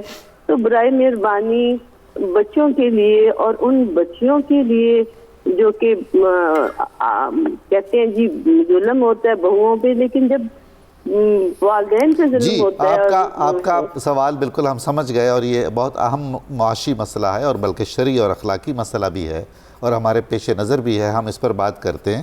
ابھی ہمارے ساتھ DG خان سے لیاقت صاحب لائن پر ہیں, ان کی بات ہم سنتے ہیں. ہم آپ کو جواب عرض کریں گے محترمہ. جی سر, لیاقت علی بات کر رہا ہوں سر, ڈی جی خان چوٹی زرین سے سر. جی چوٹی زیری سے فرمائیے. سر میرا سوال یہ ہے, میں سحری کے ٹائم, افطاری کے ٹائم اپنے دوستوں کو بلاتا ہوں, اس کو سحری کراتا ہوں اور شام کو افطاری کراتا ہوں. جی. اس کی کفارہ جو خرچہ آتا ہے وہ چھوٹا بھائی میرا کرتا ہے. ٹھیک ہے. گھر کا بڑا میں خود ہوں. بالکل صحیح. کیا یہ ثواب میرے بھائی کو جائے گا یا مجھ کو ملے گا سر؟ بالکل پوچھتے ہیں یہ. جی ایک خرم شہزاد صاحب ہمارے ساتھ ہیں. جناب آپ کا کیا سوال ہے؟ جی السلام علیکم. وعلیکم السلام. سر میں بابڑا تحصیل کوٹ مومن سے بات کر رہا ہوں. جی میرے گرائی ہیں آپ. جی انشاءاللہ. سر میرا سوال یہ تھا کہ آج کل نا ہمارے علاقے میں نا کچھ زیادہ تر ہمارے نوجوان طبقہ ہے نا وہ ڈیجیٹل ایپ کے ذریعے کمائی کا وہ انہوں نے نا ذریعہ بنایا ہوا ہے. جی جی جی. تو یہ کمائی حلال ہے یا حرام ہے؟ علماء کرام اس پر روشنی ڈالیں. بالکل ضرور آپ سے عرض کرتے ہیں ہم. بالکل بہت اہم سوال ہے یہ, بالکل آپ نے صحیح فرمایا. جی حضور والا برکاتی صاحب آپ سے میں بات کر لوں اور پھر ہم ان سوالوں کو رسپونڈ کرتے ہیں. آپ کو یاد ہوگا, بلکہ بہت سوں کو یاد ہوگا کہ دیہات میں یہ جو خیرات کا, اس کو خیر کہتے ہیں, خیر مانگنا, اور خود خیرات کا لفظ یہ ہے کہ نیکیاں, اور مخیر ہے وہ جو اللہ کے رستے میں خیر پھیلانے والا ہے, یعنی صدقہ خیرات کی طرف اس کا رجحان بہت زیادہ ہے. صدقہ دیتے ہیں تو بظاہر مال کم ہو رہا ہے, لیکن اللہ کے رسول صلی اللہ علیہ وآلہ فرماتے ہیں کہ مال کم نہیں ہوتا, مال بڑھتا ہے. تو کیا برکت کا یہی تصور ہے؟ آپ برکاتی چونکہ ہیں تو اس لیے میں پوچھنا چاہتا ہوں, برکت کا کیا تصور ہے؟ جی برکت کا تصور یہ ہے کہ جو اللہ تعالیٰ نے ارشاد فرمایا وَيُرْبِ الصَّدَقَاتِ, جی اللہ تعالیٰ صدقات کی خود بڑھوتری کرتا ہے, اس میں اضافہ فرماتا چلا جاتا ہے. تو برکت تو یہ ہوتی ہے کہ یا تو اس مال کے اندر اللہ تعالیٰ اپنا فضل و کرم شامل کرتا ہے, جہاں سے کم آمدنی آنی وہاں سے آمدنی بڑھا دی جاتی ہے, یا جہاں پر زیادہ خرچ ہونا ہوتا ہے اللہ تعالیٰ اسباب اور معاملات ایسے پیدا کر دیتا ہے کہ وہاں اس کا خرچ کم سے کم تر ہوتا ہے. تو اس کا بنیادی سبب وہ ہوتا ہے کہ جو پہلے وہ اللہ کی راہ میں دے چکا ہے, تو اس کی برکت سے اب اس کا خرچ کم ہو گیا تو بھی اس کو فائدہ ہے. اور دوسرے نمبر پر یہ ہوا کہ جس سے اس کو مفاد ملنا تھا اس سے زیادہ ملنا شروع ہو گیا, یہ بھی اس کا فائدہ ہے اور یہی برکت ہے. آپ دیکھیے جو قرآن مجید فرقان حمید نے ایک اور مقام پر ارشاد فرمایا وَلَكُمْ فِي الْقِصَاصِ حَيَاتٌ يَا أُولِي الْأَلْبَابِ, اے عقل والو تمہارے لیے قصاص میں خون بہانے میں زندگی ہے. اور وہ خون بہانے میں زندگی کیسے ہے کہ ہزاروں لاکھوں جانور ذبح کیے جاتے ہیں لیکن کبھی ان کی تعداد کم نہیں ہوتی, اور جن کی تعداد کم ہوتی ہے ان میں اس طرح خون نہیں بہایا جاتا. تو جب خون بہائیں تو جانوروں کی تعداد اللہ تعالیٰ کے فضل سے بڑھتی ہے. تو اسی طرح مال بھی پھر اللہ کی راہ میں خرچ کرتے ہیں تو پھر وَيُرْبِ الصَّدَقَاتِ, وہ صدقات کی برکت سے اس کی اپنے مال کے اندر بھی اضافہ ہوتا چلا جاتا ہے. بہت شکریہ, بہت شکریہ. ناظرین کرام ہم ایک مختصر وقفہ چاہتے ہیں, اس کے بعد بہت جلد حاضر خدمت ہوتے ہیں, سوالوں کے جواب بھی دیں گے اور کچھ اور گفتگو بھی کریں گے. آپ ہمارے ساتھ رہیے گا.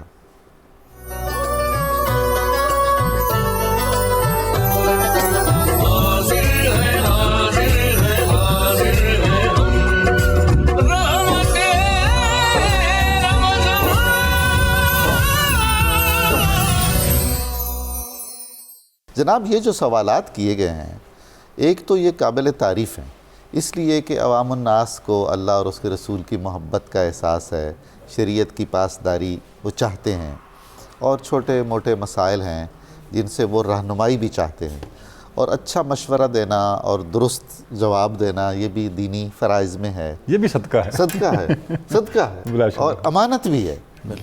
تو جناب ندیم عباس صاحب کا جو سوال تھا کہ لائٹ نہیں ہے, بچوں کی عمریں ہیں 9-10 سال کے قریب, وسائل نہیں ہیں, ان کو روزہ نہیں رکھوا سکتے, تو اگر تو وہ بچے بالغ ہیں تو پھر تو ہر حال میں روزہ رکھنا, اگر بچے بالغ ہیں پھر یہ عذر نہیں ہے, پھر یہ عذر نہیں. تو لائٹ کا متبادل بھی ہو سکتا ہے, کچھ نہ کچھ یا لائٹ نہیں بھی ہو سکتی, نہیں بھی ہے اس میں کیا, تو اگر نہیں بھی ہے تو پھر بھی یہ کوئی عذر نہیں ہے. اور یہ دعا بھی کریں اپنے حالات کی بہتری کے لیے, کوشش بھی کریں. جی بالکل, اور وہ روزہ رکھوائیں بچوں کو, اس کی برکت سے اللہ کریم ان کے لیے آسانی پیدا فرمائے گا. سبحان اللہ, سبحان اللہ, سبحان اللہ.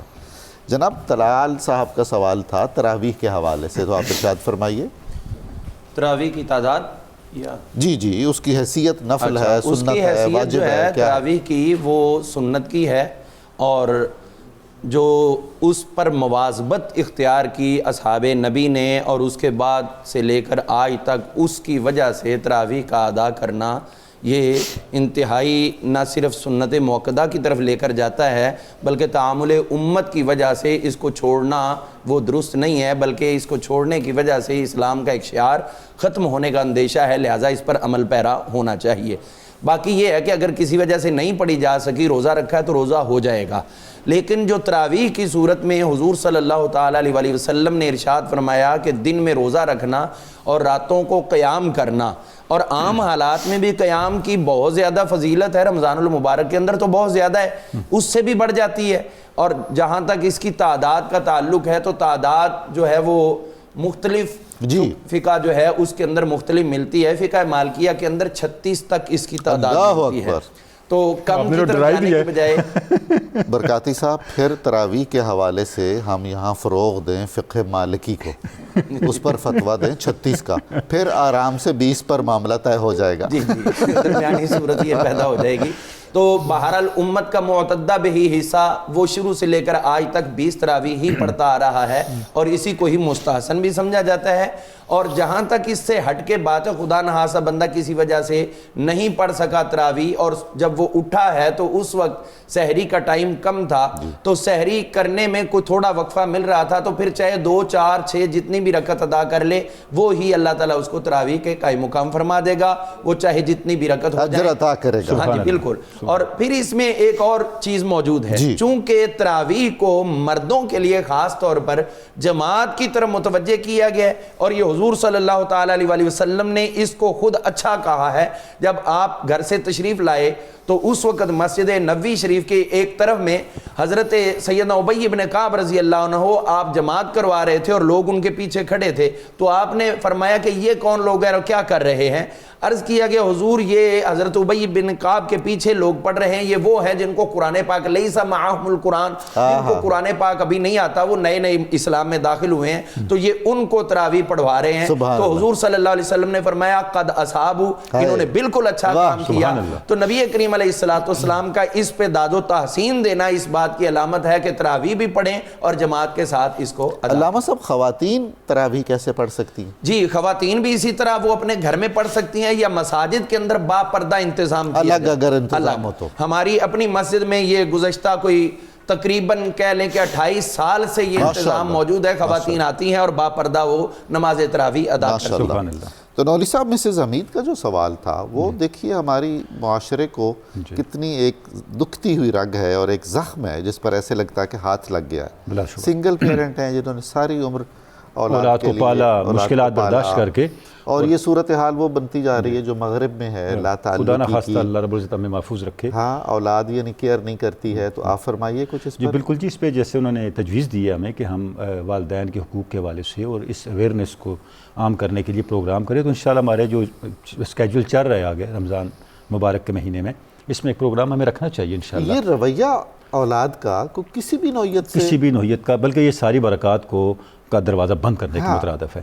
قرآن مجید تو ہمیں یہاں تک کہتا ہے کہ وَلَا تَقُولُوا لَهُمَا اُفٍّ، آپ ان کو ڈانٹنا یا ان کے ساتھ سخت وہ حضور کہتے ہیں کہ ہم سامنے ہی نہیں جاتے ماں باپ کے کہ کہیں اف نہ کر بیٹھیں، یعنی آپ اندازہ لگانا حالات تو یہ ہیں۔ یہ بہت بڑا المیہ ہے، یعنی انہوں نے زندگی دی، جوانی دی، اپنی خواہشوں قربان کر دی اولاد پر، اور اس جی عمر میں وہ ہیں، اور آپ ہیں کہ اپنے مسائل کی وجہ سے ان کے بنیادی حقوق بھی آپ نہیں پورے کر رہے ہیں، نہ اللہ کا حکم مان رہے ہیں، نہ رسول اللہ صلی اللہ علیہ وآلہ وسلم کی۔ یہ دینی مسئلہ بھی ہے، معاشرتی مسئلہ بھی ہے، اخلاقی مسئلہ بھی ہے، روحانی بھی ہے۔ بالکل ہماری اس بارے میں ایک چیز آپ کی اجازت سے ضرور، جو شب برات کے حوالے سے جتنی احادیث ملتی ہیں ان میں بہت سی احادیث میں یہ چیز موجود ہوتی ہے کہ جن کی توبہ اس رات بھی قبول نہیں ہوتی، ان میں ایک وہ والدین کا نافرمان، اللہ اکبر، جو والدین کے ساتھ حسن سلوک نہیں کرتا، وہ اس وقت بھی جب لوگ قبیلہ بنی کلب کی بکریوں کے بالوں سے بھی زیادہ بخشے جا رہے ہوتے ہیں، ایسے شخص کی اس رات بھی بخشش نہیں۔ وہ کوئی ایک صحابی تھے جنہیں رسول اللہ صلی اللہ علیہ وآلہ وسلم نے do تھا کہ آپ بھی اپنے باپ کے ہیں، آپ کا مال بھی وہ امام بہقی رحمۃ اللہ تعالی نے بیان کیا، اور امام سیوطی نے خصائص کبریٰ میں بیان کیا ہے کہ اس کے والد تھے، وہ لاٹھی ٹیکتے ہوئے حضور کی خدمت میں آئے بڑی مشکل سے، دقت سے، تو حضور صلی اللہ علیہ وسلم نے پوچھا کیا بات ہے؟ اور وہ پہنچنے کا مقصد کیا تھا کہ بیٹا آیا اور کہنے لگا حضور مجھے میرے باپ کے ظلم سے بچائیں. اللہ اکبر. میں باپ کیسے ظلم کر سکتا ہوں؟ انہوں نے کہا جی میرے مال پہ قبضہ کرنا چاہتے. حضور نے یہ دیکھیے کہ والد کا مقام کس طرح ظاہر کیا. آپ نے بندہ بھیجا اور فرمایا کہ اگر آپ آ سکو تو آ جاؤ ورنہ ہم خود آ جائیں گے. سبحان اللہ. یعنی اس سے بڑھ کے اور کیا عزت اور توقیر دے.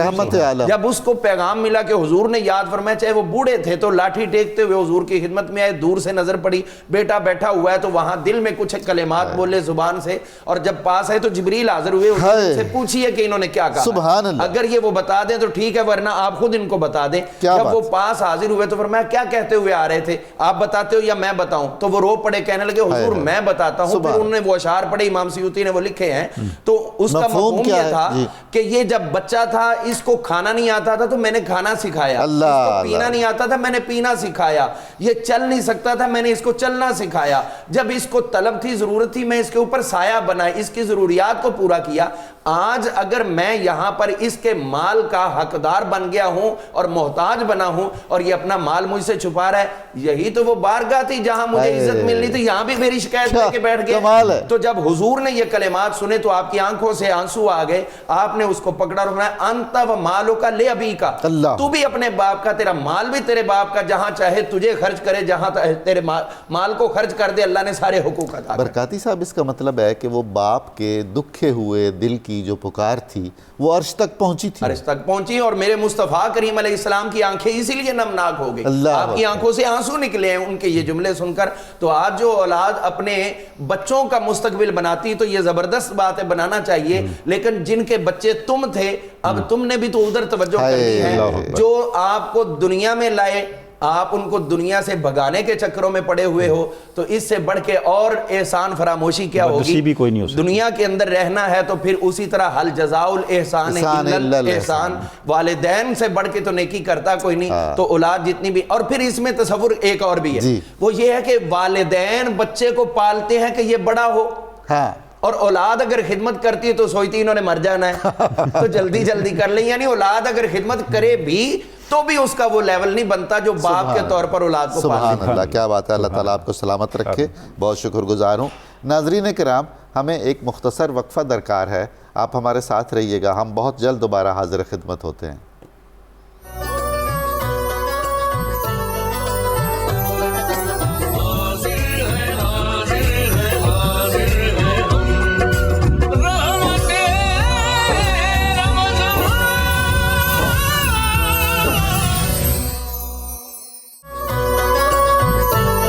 ناظرین, رحمت رمضان سحر ٹرانسمیشن میں آپ کو خوش آمدید کہتا ہوں. کچھ کالرز کے سوالات تھے, ہم نے علماء سے درخواست کی ہے کہ ہم ان کے جوابات عرض کریں. بہت اہم سوالات ہیں, بہت خوشی ہو رہی ہے کہ ہم ان کے جواب عرض کریں. یہ بھی صدقہ بھی ہے, خیرات بھی ہے, ثواب بھی ہے, تقوی بھی ہے. لیاقت علی صاحب کا ڈی جی خان سے جو سوال تھا کہ سحری افطاری کرواتے ہیں وہ بہت سارے لوگوں کی, وہ اخراجات ان کے بھائی برداشت کرتے ہیں, یہ انتظام و انصرام کرتے ہیں, تو کیا ان کو بھی اجر ملے گا, ثواب ملے گا؟ جی یقیناً اللہ تعالیٰ کا ایک واضح فرمان ہے, لا نضیع اجر المحسنین, نیکی کرنے والوں کا اجر ہم ضائع نہیں کرتے. تو جو مال ادھر سے دے رہے ہیں اور یہ آگے امین بن کر اس کو ڈسٹریبیوٹ کر رہے ہیں, تو یقیناً یہ اسی طرح ہی حقدار ہیں جس طرح نبی کریم صلی اللہ تعالیٰ علیہ وآلہ وسلم نے ارشاد فرمایا تھا کہ تیر بنانے والا اور تیر محاذ تک پہنچانے والا اور تیر چلانے والا, تینوں کو اللہ تعالیٰ اجر و ثواب عطا فرماتا ہے. یہ تو بدنی عبادت بھی ہے نا. بالکل بدنی عبادت ہے, مشقت کر رہے ہیں, اور اس کے لیے ایفرٹ جو بھی کر رہے ہیں اس کے اندر ان کا اپنا جسمانی کنٹریبیوشن پورے کا پورا شامل ہے, اور اسی وجہ سے یہ بھی اس کے اندر صلہ رحمی کا ثواب بھی ہے, صلہ رحمی بھی ہے, اور امین بن کے اس کو پہنچا رہے ہیں, امانت دار ہونے کا بھی. ماشاءاللہ, اللہ تعالیٰ تعاونوا علی البر والتقوی. تو لیاقت علی صاحب آپ کو مبارک ہو, آپ کے لیے بہت اجر ہیں, آپ اپنی یہ جاری رکھیں سرگرمی. جناب والا, میرے علاقے سے بھابڑا سے, میرا گاؤں سڑک کے ایک طرف ہے, موٹر وے کے ایک طرف, اور بھابڑا شریف سڑک کے دوسری طرف ہے. تو یہ جو مسئلہ بیان کیا گیا ہے یہ عام ہے اس علاقے میں, ڈیجیٹل ایپ کا اور کمائی وغیرہ کا. تو میں تنوری صاحب, آپ اس پر کچھ رہنمائی فرماتے ہیں؟ جی ڈاکٹر صاحب, یہ جو ڈیجیٹل ایپس کے ذریعے سے ارننگ کا معاملہ ہے یہ بہت عام ہے, اور اس کی وجہ یہ عام ہوگا, مزید عام ہوگا. اس لیے عام ہوگا کہ جس طرح ٹیکنالوجی آگے بڑھ رہی ہے, آپ دیکھیں اے آئی نے ہماری بہت سی چیزوں کو کور کر لیا ہے.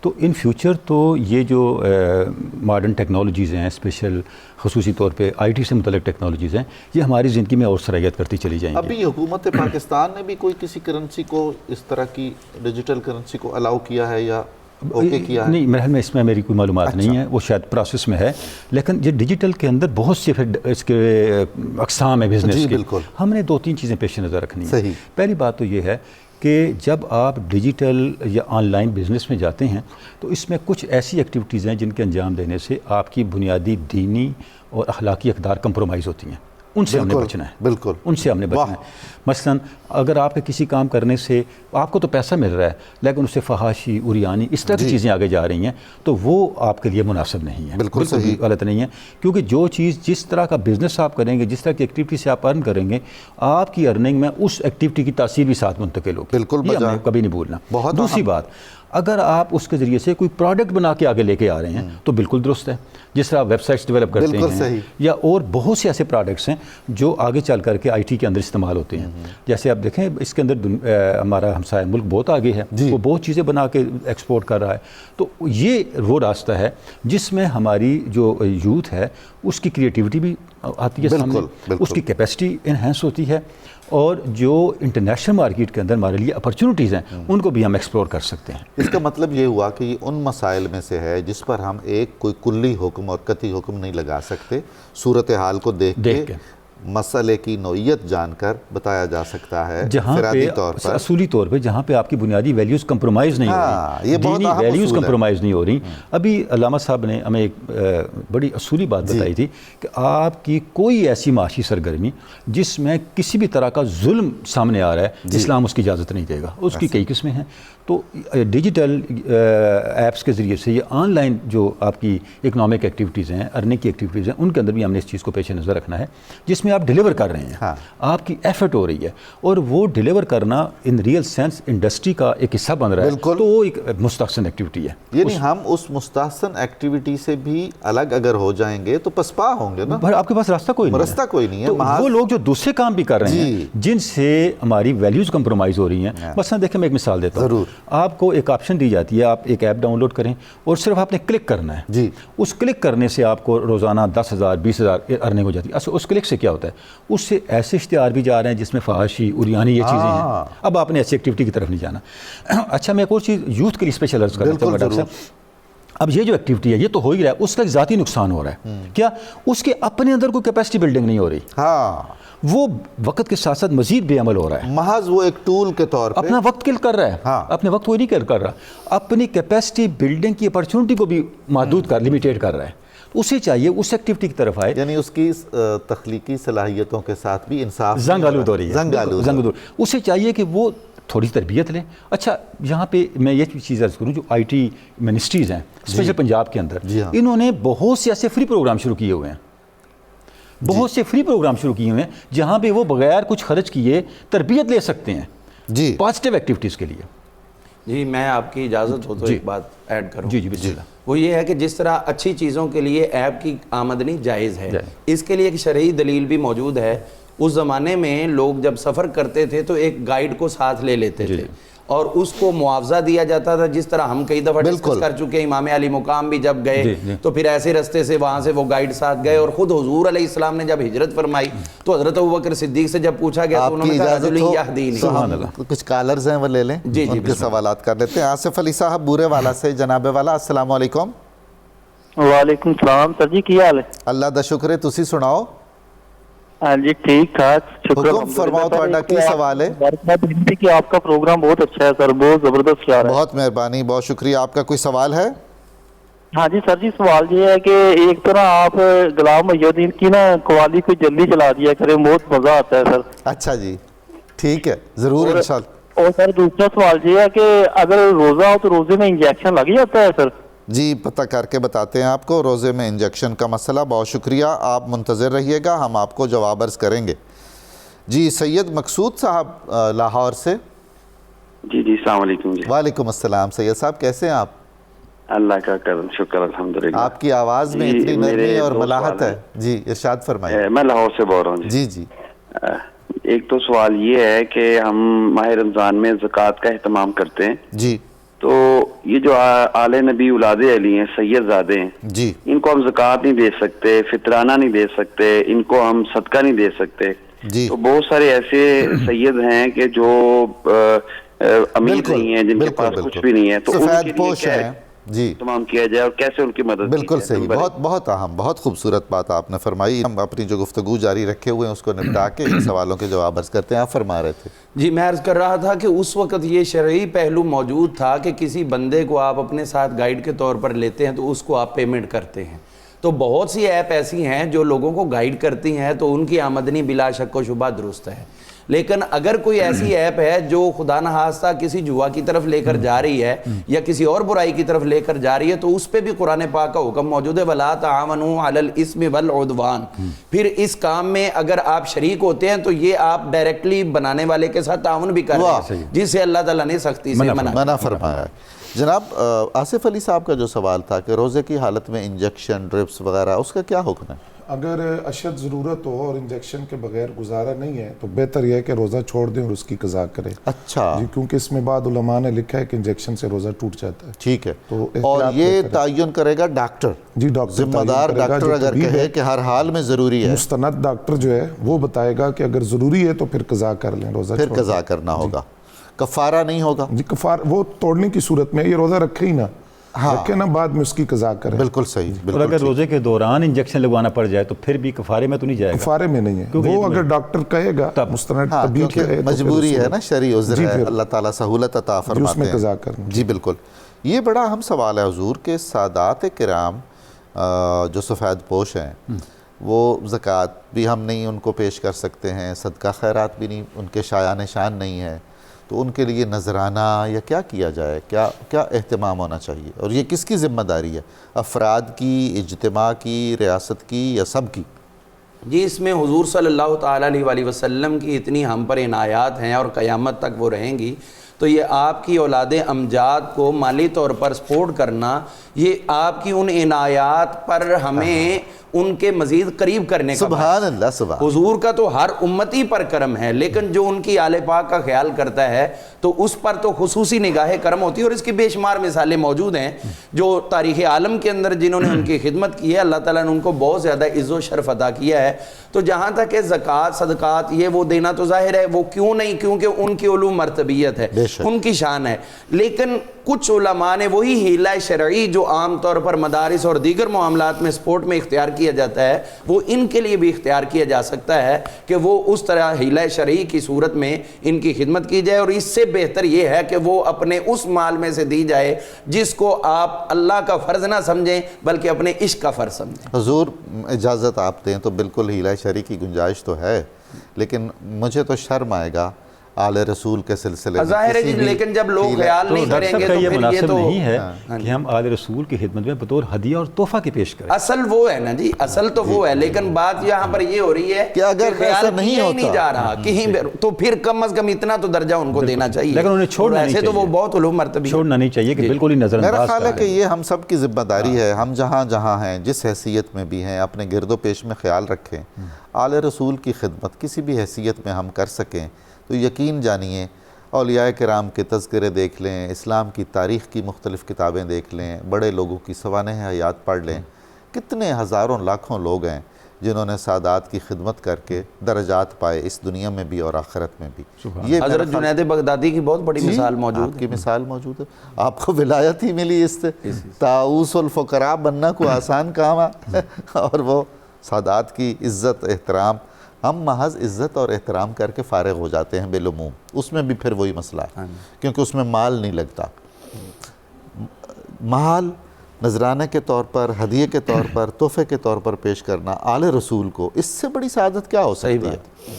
آپ کچھ پوچھنا چاہ رہے ہیں؟ جی پروفیسر صاحب سے پوچھتے ہیں. پروفیسر صاحب بڑا اچھا ہم نے گفتگو کی، آپ نے بڑا اس چیز کو الیبوریٹ کیا کہ تزکیہ جو ہے وہ مال کے بغیر نہیں ہو سکتا جب تک ہم مال خرچ کرنا اور مالی عبادت کو بقیہ عبادات کے ساتھ جوڑتے نہیں. جی آپ سے نے ارشاد فرمایا کہ جو صدقہ ہے یہ اللہ کے غضب کو ٹھنڈا کرتا ہے. تو اس کا مطلب یہ ہوا چونکہ اللہ کا غضب ہوتا ہے ہمارے برے اعمال کی وجہ سے، ما یفعل اللہ بعذابکم ان شکرتم وآمنتم. کہ اگر ہم جو سراپا شکر بن جائیں اور سراپا اطاعت بن جائیں تو اللہ تو ہمیں عذاب نہیں دینا چاہتا، قرآن مجید ہے۔ تو اللہ کا غضب ہوتا اس لیے ہے کہ ہم صاحب تزکیہ نہیں ہوتے، تو جب تزکیہ کر لیتے ہیں تو پھر اللہ کی رحمت کا دروازہ کھلتا ہے۔ سبحان تو اللہ۔ اس حدیث سے پاک کو ہم کس طرح تزکیے کے تناظر میں سمجھ سکتے ہیں؟ ذرا ناظرین کے لیے کچھ اس پر ارشاد فرمائیں۔ جی ڈاکٹر صاحب، یہ اس میں ایک بنیادی بات سمجھنے والی ہے کہ غضب کی جو ضد ہے وہ رحمت ہے۔ سبحان اللہ۔ سوال یہ ہے کہ رحمت الہی کے مستحق لوگ کون ہوتے ہیں؟ اور اللہ تعالیٰ کی رحمت کے مستحق جو بن گئے تو اس کا مطلب ہے کہ وہ اللہ تعالیٰ کے غضب سے اور اس کے جلال سے اور اس کے جبار اور قہار ہونے کے جو مناظر ہیں اس سے بچ گئے۔ تو رحمت الہی کے جو مستحق لوگ ہیں ان کے اندر وہ لوگ بھی شامل ہیں جو اپنے مال کو اس کے راستے میں خرچ کرتے ہیں۔ سبحان اللہ۔ اب یہاں ایک بنیادی بات ہمیں سمجھنے ضروری ہے کہ جو صدقہ ہے وہ ہمارے ہاں عمومی معنی اس کا یہ سمجھا جاتا ہے مال خرچ کرنا، ٹھیک ہے، لیکن صدقہ کا جو معنی ہے وہ بڑا وسیع مفہوم رکھتا ہے۔ یہ بڑا اچھا پہلو آپ نے پوائنٹ آؤٹ کیا کہ عام طور پہ یہ بھی ایک بڑا مغالطہ ہے۔ نبی اکرم صلی اللہ علیہ وسلم سے ایک صحابی نے، حضرت ابو ذر رضی اللہ تعالیٰ عنہ اس کے راوی ہیں، انہوں نے عرض کیا حضور وہ بعض لوگ جو ہیں مالدار ہیں وہ مالی صدقہ کرتے رہتے ہیں تو وہ تو ہم سے بہت آگے نکل جائیں گے، نمازیں وہ بھی پڑھتے ہیں ہم بھی پڑھتے ہیں، لیکن مال چونکہ ان کے پاس ہے تو وہ تو بہت آگے نکل جائیں گے۔ تو نبی علیہ السلام نے فرمایا کیا تم تسبیحات نہیں پڑھتے؟ کیا تم سبحان اللہ نہیں کہتے؟ لا الہ الا اللہ نہیں کہتے؟ تو جب تم تسبیحات پڑھو گے تو یہ بھی صدقہ ہے، اور اللہ تعالیٰ کی جب تعریف و توصیف کرو گے، ثنا کرو گے تو یہ بھی صدقہ ہے۔ اور پھر نبی علیہ السلام نے صدقے کی مختلف صورتیں بیان کی، فرمایا مسلمان بھائی سے مسکرا کر ملنا یہ بھی صدقہ ہے، راستے سے تکلیف دہ چیز کو ہٹا دینا یہ بھی صدقہ ہے، کسی کو نیکی کی ترغیب دینا یہ بھی صدقہ ہے، برائی سے روکنا یہ بھی صدقہ ہے۔ اجازت دیجئے، ہمارے ساتھ کچھ کالر ہیں، کالیں لے لیں، ان کا استفسارات پوچھ لیں۔ جی خالد ملک صاحب لاہور سے، السلام علیکم جناب۔ السلام علیکم جناب۔ وعلیکم السلام۔ میں لاہور سے بول رہا ہوں، پوچھنا یہ چاہتا ہوں جی کہ مسجد، ہاں جی وعلیکم السلام، یہ میں پوچھنا یہ چاہتا جی جی کہ جب مسجد سے تراویح پڑھ کے یا نماز پڑھ کے جی نماز پڑھ کے باہر نکلتے ہیں تو پھر ایک تنقید کرتے ہیں ایک دوسرے، اس کی نماز نہیں ہوئی۔ جی ٹھیک ہے، سوال سمجھ گئے، ہم عرض کرتے ہیں آپ سے، جواب عرض کرتے ہیں۔ بالکل جناب سید فہد صاحب سرگودا سے۔ جی السلام علیکم سر۔ وعلیکم السلام فہد صاحب۔ سر یہ آج کل نا آسمانی آفتیں بڑی آ رہی ہیں، بارش آ رہی ہے، یہ تو میرا یہ کوشچن تھا جناب سے کہ یہ جو ہم اپنی فصل کے بارے میں جو ہم عشر دیتے ہیں، جی یہ عشر کی کیا کیا اس میں چیزیں ہیں؟ بالکل صحیح، بالکل صحیح، عرض کرتے ہیں۔ بالکل راجن پور سے ہمارے ساتھ ہیں لائن پر محمد سجاد صاحب۔ السلام علیکم سر۔ وعلیکم السلام، کیسے ہیں آپ؟ الحمدللہ، اللہ کے آپ ٹھیک ہے سر؟ اللہ کا کرم ہے، فرمائیے۔ اللہ تعالیٰ آپ کو خوش ہے کہ بڑا مزہ آتا ہے آپ کے چینل کو دیکھ کر، آمین، بڑی خوبصورت باتیں کرتے ہیں۔ آپ دعا فرمایا کریں۔ گزارش کرنا چاہتا ہوں، میں سرکاری جاب کرتا ہوں جی، تو میں دیکھتا ہوں یہ جو لوگ ذخیرہ اندوز ہیں، جی میں جانتا ہوں ذاتی طور پہ، بالکل صحیح، دیکھتا ہوں یہ مال سٹاک کرتے ہیں اور اس کے بعد یہ اپنے بچوں کو روزہ رکھواتے ہیں۔ ہمارے سرکاری ملازمین ہیں، یہ بات ہوگی میں نام نہیں لینا چاہتا ادارے میں، بالکل آپ کا سوال سمجھ گئے ہیں، ابھی عرض کرتے ہیں، آپ کو عرض کرتے ہیں۔ بہت شکریہ، بڑی نوازش۔ جی آپ بات فرما رہے تھے بشارت صاحب۔ جی جی، کہ صدقے کی کتنی آپ سے نے ہمارے لیے آسانی ارشاد فرما دی کہ مسلمان بھائی کے ساتھ مسکرا کر بات کرنا بھی صدقہ ہے۔ جی صدقہ ہے، سبحان اللہ، اور اس پر اجر ہے، ثواب ہے۔ اچھا پروفیسر صاحب، یہ جو ابھی جو آپ نے یہ حدیث ابو ذر رضی اللہ تعالیٰ عنہ کی بیان فرمائی، اس سے پتہ چلا جو آپ سے ارشاد فرمایا صدقہ بلائیں ٹالتا ہے۔ جی، جب میں کسی سے مسکرا کے بات کروں گا پہلی بلا تو وہیں ٹل جائے گی۔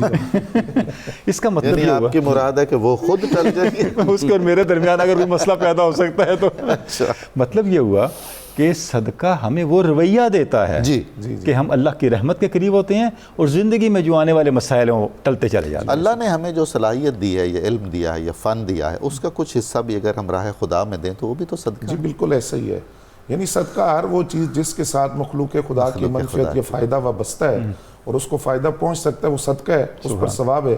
یعنی یہاں تک فرمایا کہ کوئی راستہ بھول جائے راستہ بتا دو، یہ بھی صدقہ ہے۔ اور اس میں حضرت عبداللہ ابن عباس رضی اللہ تعالیٰ عنہ مسجد نبوی شریف میں اعتکاف بیٹھے ہوئے، ایک آدمی کو پریشان حال آپ نے دیکھا تو آپ نے فرمایا کیوں پریشان ہو؟ اس نے کہا فلاں آدمی سے میرا کوئی مسئلہ ہے.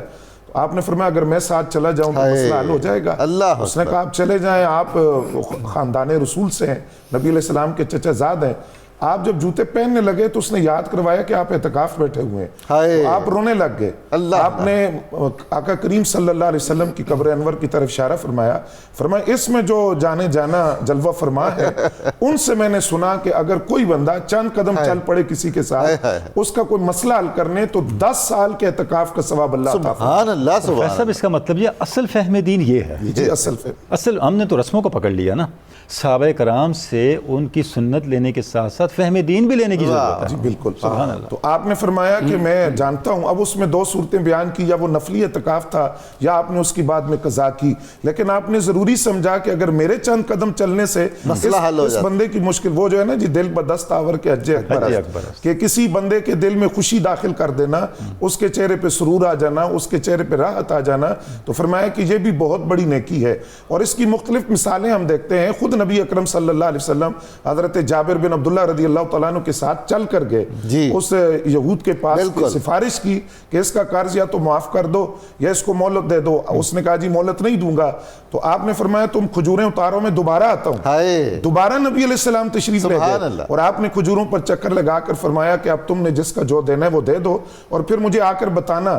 وہ واپس آئے, انہوں نے عرض کیا حضور جس کو جو دینا تھا دے دیا, کھجوریں اسی طرح پڑی ہوئی ہیں جس پر حضرت فاروق اعظم رضی اللہ تعالیٰ عنہ نے فرمایا تھا کہ سرکار جب چلے تھے تو مجھے پتا تھا کہ قرض بھی ادا ہوگا اور جو غلہ ہے وہ اسی طرح موجود رہے گا. حضور ایسا بھی تو کوئی حکم ہے نا کہ جب بندہ کسی مسلمان بھائی کے کام میں مشغول ہوتا ہے, اس کی مدد کر رہا ہوتا ہے, تو اللہ تعالیٰ جی بالکل اسی طرح ہے. حضور صلی اللہ تعالیٰ علیہ وسلم ارشاد فرماتے ہیں کہ جب تک بندہ بندے کے کام میں لگا ہوتا ہے تو اللہ تعالیٰ اس کی مدد میں لگا ہوتا ہے. یعنی ایسے کام میں خدا کی رضا کے لیے. جی خدا کی رضا اور جائز کام. جائز کام. تو اس میں 1-2 چیزیں میں اور آپ کی ضرور آپ اضافہ فرمائیے, پھر ہم سوالوں کہ صدقات جو ہے نا جی اس کی بہت سی ہم نے چیزیں ڈسکس کی ہیں اور موسٹلی چینلز پر ہوتی ہیں, لیکن ایک چیز میری نظر میں بہت بڑا صدقہ جاریہ ہے لیکن شاید اس طرف کسی کی توجہ نہیں جاتی اور اس کو ڈسکس بھی نہیں کیا جاتا, حالانکہ وہ بہت بڑے صدقے کا باعث ہے اور صدقہ جاریہ. وہ یہ ہے کہ ہم غریبوں, فقیروں, محتاجوں, تنگ دستوں ہر ایک کی بات کرتے ہیں, لیکن ایک بہت بڑا صدقہ جاریہ ہے, وہ ہے علماء کو دینی کتابیں خرید کر دینا. سبحان اللہ. سبحان اللہ. دینی کتابیں خرید کر دینا یہ ایک بہت بڑا صدقہ ہے. طلباء کو بھی, اور یہ طلباء کو, اور بدقسمتی سے اس طرف بہت کم لوگوں کی توجہ جاتی ہے اور دلائی بھی کم جاتی ہے. صحیح کہہ. تو ہم نے, میرے اپنے کتب خانے میں ایک کتاب موجود ہے, والد گرامی نے مجھے وہ دی تھی اور اس سے میں اب بھی خطبات پڑھ کے دیتا ہوں, اور وہ 1968 میں شاید کسی نے والد صاحب کو گفٹ کی تھی. اللہ, اس پہ ڈیٹ آج تک ثواب, آج تک وہ چل رہی ہے اور ثواب صدقہ جاریہ دیکھیں کتنا. کھانا کھایا تو ٹھیک ہے, اثرات ہوئے, ہر چیز کے اثرات وقتی.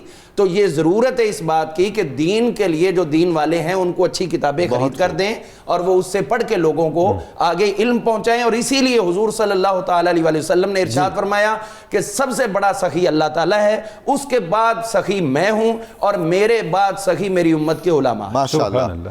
جناب والا بشارت صاحب, یہ جو ہم مسجد سے فارغ ہو کر باہر آتے ہیں تو ایک دوسرے پر بے جا تنقید یا تبصرے, اس سے تو بچنا چاہیے, تو بڑا سخت سر. خاص طور پر ماہ رمضان کے اندر وہ لوگ جو ماہ رمضان میں دل نرم پڑتے ہیں اور نیکیوں کا موسم بہار ہے مسجد میں آتے ہیں, ان کو بعض لوگ بڑے تانے دیتے ہیں. ہمیں یہ بات یاد رکھنی چاہیے کہ ان کی حوصلہ افزائی کریں. اسی ماہ رمضان کی برکت سے اللہ کریم انہیں ہمیشہ کا نمازی بنائے گا.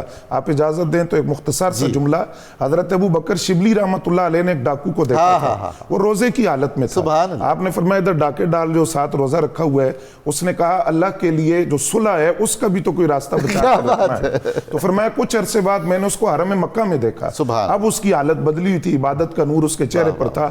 تو اس نے کہا وہ جو راستہ میں نے رکھا تھا صلح کا تو وہ کام آ گیا اور اللہ سے صلح ہو گئی. تو یہ جو لوگ آتے ہیں ہمیں بجائے اس کے تانا دینے کے حوصلہ افزائی کرنا چاہیے, اور یہ اس کا اور رب کا معاملہ ہے, اس میں ہمیں وہ آپ سے پوچھا نہیں جائے گا. جی بالکل ایسا ہی ہے. حضور عشر کا مسئلہ کیا ہے؟ جی عشر جو ہے یہ بھی صدقات واجبہ میں سے ہے اور یہ ادا کرنا ضروری ہے. ایسی زمین جس پہ مشقت پڑے, محنت پڑے, اس پہ 20% یعنی نصف عشر جس کو کہا جاتا ہے, اور 5% بارانی جی, اور جس پہ پانی ہمیں ملتا ہے خدا کی کرم نوازی سے اس طرح شامل حال ہے تو اس میں ہم عشر ادا کریں گے، یعنی 10% ادا کریں گے، وہ 5 ہو جائے گا، یہ 10%، اور یہ جتنی بار بھی فصل اٹھے گی ہر بار ہوگا، چاہے وہ سال میں 3-4 فصلیں لے لیں، چاہے بالکل صحیح، ہر بار ہوگا۔ جناب یہ جو راجن پور سے محمد سجاد صاحب کا سوال تھا، یہ بڑا دردمندی کا سوال ہے کہ سرکاری ملازم ہیں یہ، اور یہ دیکھتے ہیں کہ ذخیرہ اندوزی ہو رہی ہے رمضان المبارک میں بھی، اور وہ جو ذخیرہ اندوز ہیں وہ اسی طرح روزے بھی رکھ رہے ہیں، نمازیں بھی کر رہے ہیں، وہ سارا کچھ، تو جو ان کا اچھا کام ہے وہ قابل تعریف ہے، اچھا ہے، وہ اپنے فرائض ادا کر رہے ہیں، اور جو ذخیرہ اندوزی کر رہے ہیں وہ انتہائی نامناسب ہے، وہ غلط ہے، ممنوع ہے، ناپسندیدہ ہے، ایسا ہی نہیں ہے؟ یہ تو لوگوں کی جو ضروریات ہیں اس سے ناجائز فائدہ اٹھانے والی بات ہے، اور نبی اکرم صلی اللہ علیہ وآلہ وسلم کا واضح فرمان ہے کہ ذخیرہ اندوزی کرنے والا کروانے والا دونوں پر لعنت کے لفظ اللہ، اور جو اسلام نے تجارت کے جو بنیادی اور اساسی اصول دیے ہیں یہ اس کے خلاف ہے۔ تو ایک کامل مومن وہی ہوتا ہے، کامل مسلمان وہی ہوتا ہے کہ جو اپنی تجارت کو اور ہر معاملے کو اس کی بنیاد اسلام اور صاحب اسلام نے جو تعلیمات دی ہیں اس کے مطابق کرتا ہے۔ تو رمضان کے اندر تو دل نرم پڑ جانے چاہیے، اور دل نرم پڑ کر بلکہ اس کے جو ریٹ ہیں وہ کم کر دینے چاہیے، اور ذخیرہ اندوزی کی بجائے عوام الناس کی منفعت اور اس کا فائدہ دیکھنا چاہیے۔ اس میں ایک حساس سوال ہے جو اس کے اندر چھپا ہوا ہے، اور وہ میں چاہتا ہوں کہ بالکل کلیئرلی میں آپ سے عرض کروں اور آپ مجھے رہنمائی دیں۔ ایک نیک آدمی اگر گناہ کرتا ہے تو اس کے دل میں کہیں یہ گنجائش نہیں ہونی چاہیے اور شک نہیں ہونا چاہیے کہ شاید اب میرے لیے وہ گناہ کم ہو گیا ہے کیونکہ میں نیک ہوں، یا ایک برا آدمی ہے، بدکار ہے، گناہ گار ہے، وہ نیکی کر رہا ہے تو اس کے دل میں ایسا نہیں ہونا چاہیے کہ میرے گناہوں کی وجہ سے جو میں نیکی کر رہا ہوں وہ کم ہوگی یا میرا وہ فرض ادا نہیں ہوگا۔ مثلاً ایک چور ہے تو وہ اگر اپنا فرض ادا کرتا ہے، نماز ادا کرتا ہے، تو نماز تو اس کی ہو گئی، ادا ہو گئی، اور اللہ تعالیٰ قبول فرمانے والا ہے، چوری کا اس کو الگ گناہ ملے گا۔ تو یہ میزان دیکھیے نا جی، قرآن مجید میں ایک بنیادی فلسفہ ہے کہ جو ذرہ بار نیکی کرے گا اس کو بھی دیکھ لے گا، جو ذرہ بار برائی کرے گا وہ اس کو بھی دیکھے گا۔ مثقال ذرہ، اب جو متقی آدمی ہے اس کے تقوی کی حیثیت اپنی جگہ، لیکن جو اس نے عمل کیا اس کا وہ جواب دہ ہے۔ بے شک اسی طرح جو ایک بدی کی طرف مائل ہے، جو اس نے نیکی کی ہے اس نیکی کا اجر تو ملے گا، لیکن جو اس نے بدی کی ہے اس کا جواب دہ وہ وہاں ہوگا۔ تو یہ جو تصور ہے خوف خداوندی یا اللہ کے دیکھنے کا احساس یا جواب دہی کا احساس، یہ انسان کے اندر تقوی کی صفت پیدا کرتا ہے، تو یہ لازماً ہونی چاہیے۔ یہ فلسفہ اسلام نے نہیں دیا کہ ایک نیک آدمی یہ سوچے کہ میں گناہ کر لوں گا تو مجھ سے پوچھا نہیں جائے گا۔ ذرہ بار نیکی کی ہے تو اس کا اجر ملے گا، ذرہ بار برائی کی ہے تو اس کا جواب دینا پڑے گا۔ بہت خوب، بہت شکریہ، بڑی نوازش، بہت ہی پرمغز گفتگو ہوئی، بہت ہی مفید، لطف آیا۔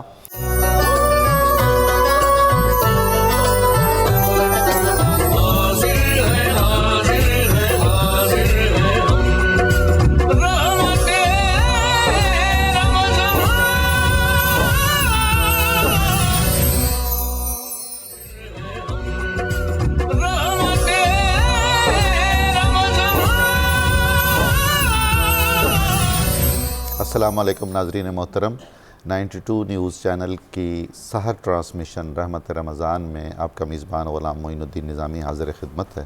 وقت ہوا ہے حضرت مولانا جلال الدین رومی کی مشہور زمانہ مثنوی معنوی کے درس کا، اس کا کچھ انتخاب پیش خدمت کرتے ہیں۔ ہمارا آج کا موضوع صدقہ، خیرات اور زکوٰۃ کی اہمیت، فضیلت اور اس کے آداب ہے۔ یہ موضوع بھی ایسا ہے کہ حضرت مولانا جلال الدین رومی کا پسندیدہ موضوع ہے۔ آپ نے اپنی تمام تصانیف میں اس کا ذکر کیا ہے، علی الخصوص مثنوی شریف میں تو بار بار قدم قدم پر اس کی طرف ترغیب دلائی ہے۔ یہ حکم الہی کی تعمیل میں بھی ہے اور سنت نبوی کی پیروی میں بھی ہے، چونکہ اللہ کے رسول صلی اللہ علیہ وآلہ وسلم نے بھی فقر کو اختیار فرمایا۔ آپ کا فقر اختیاری ہے، اور آپ کے پاس جو بھی تحائف اور نذرانے اور مال و زر آتا تھا آپ محتاجوں، مسکینوں اور ضرورت مندوں کو پہنچا دیتے تھے اور اپنے گھر میں نہیں لے جاتے تھے، بہت کم بقدر ضرورت استعمال فرماتے تھے، اور اس میں بھی کوشش کرتے تھے کہ مزید کمی کی جائے۔ بالکل ہمیں یہی رویہ حضرت مولانا جلال الدین رومی کے ہاں بھی نظر آتا ہے۔ وہ اپنی ساری زندگی، ان کا جو کچن چلتا تھا، باورچی خانہ ان کا چلتا تھا، وہ مفتی تھے سرکاری، اور مفتی کا جو مشاہرہ تھا وہ بہت زیادہ نہیں تھا، اسی میں وہ اپنے خاندان کا گزارا کرتے تھے، اور ہر روز جو ہزاروں اور لاکھوں روپے کی نقد اور جنس کی صورت میں انہیں تحائف ملتے تھے، نذور ملتی تھیں، نظریں ملتی تھیں، وہ اپنے خلیفہ شیخ حسام الدین چلبی کو جمع کروا دیتے تھے اور وہ خانقاہ اور مدرسے اور مسجد اور دیگر ضرورت مندوں کی ضروریات کے لیے اس کا استعمال کرتے تھے۔ اپنے گھر کی طرف کوئی 1 روپیہ بھی نہیں جانے دیتے تھے، گھر میں تنگی رہتی تھی۔ ایک بار بہت دلچسپ بات ہے، ایک بار ان کے اہل خانہ نے حضرت مولانا سے یہ شکایت کی کہ ہمیں لگتا ہے کہ آپ روپے پیسے کو ہم سے بچاتے ہیں۔ حضرت مولانا جلال الدین رومی نے مسکرا کر فرمایا کہ نہیں، میں روپے پیسے کو آپ سے نہیں بچاتا ہوں، بلکہ آپ کو روپے اور پیسے سے بچاتا ہوں۔ یہ شان تھی ان کی۔ تو ہم دیکھتے ہیں کہ مثنوی میں بھی انہوں نے اس کی طرف بہت توجہ دلائی ہے، ترغیب دلائی ہے۔ ایک جگہ فرماتے ہیں، ایک حدیث مبارکہ کی ترجمانی کرتے ہوئے بہت خوبصورت ترجمانیاں کی ہیں انہوں نے مثنوی میں، آیات قرآنی کی بھی اور احادیث رسالت مآب صلی اللہ علیہ وآلہ وسلم کی بھی۔ یہ بھی اسی طرح کی ایک حدیث کی ترجمانی ہے۔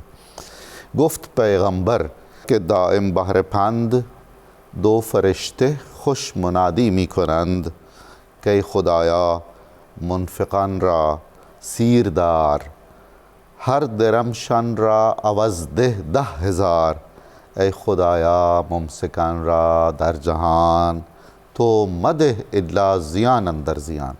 کہ رسول کریم صلی اللہ علیہ وآلہ وسلم نے ہماری نصیحت کے لیے، ہمیں ترغیب دینے کے لیے یہ فرمایا کہ اللہ تعالیٰ نے 2 فرشتے مقرر کیے ہوئے ہیں جو یہ منادی دیتے رہتے ہیں، اعلان کرتے رہتے ہیں، دعا کرتے رہتے ہیں کہ اے اللہ تعالیٰ، جو تیرے رستے میں خرچ کرتے ہیں ان کو سیر کر کے رکھ، ان کی ساری ضرورتیں پوری رکھ کے فرما، انہیں بھر کے رکھ، ان کا دامن خالی نہ ہونے دے، ان کی ضروریات میں انہیں کبھی تنگی نہ آنے دے، اور وہ جو تیرے رستے میں 1 درم بھی خرچ کرتے ہیں اس کے عوض انہیں 10,000 درم کا اجر بھی دے، ثواب بھی دے اور لوٹا بھی۔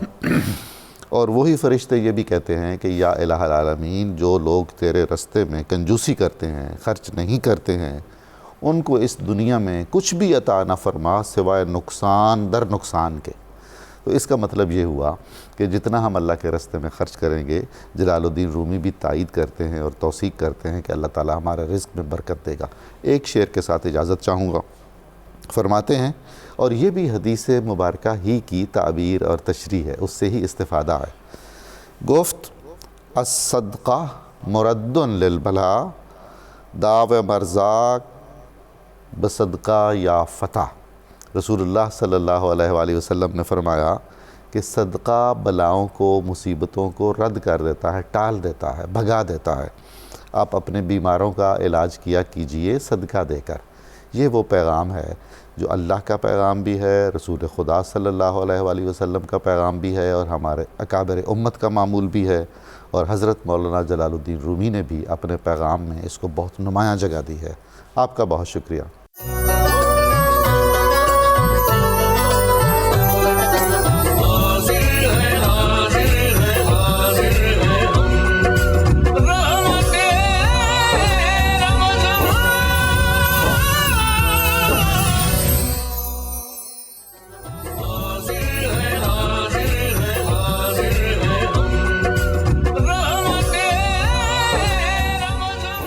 جی ناظرین، اب وقت ہوا ہے اللہ کی بارگاہ میں دست دعا بلند کرنے کا، مناجات کا۔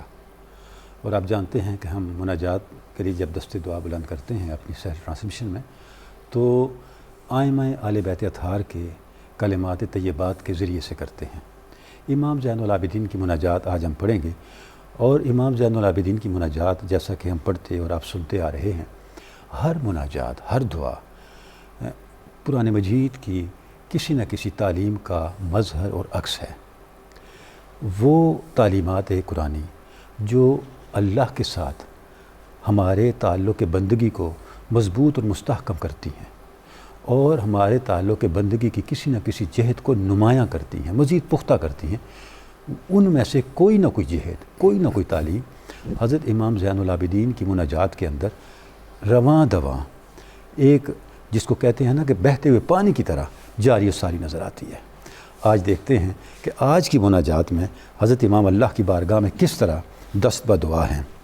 یا غفارو بے نور کا اہتدینا، ہے گناہوں کو معاف کرنے والے، تیرے نور کے ساتھ ہی اور تیرے نور کی برکت سے ہی ہمیں ہدایت ملی۔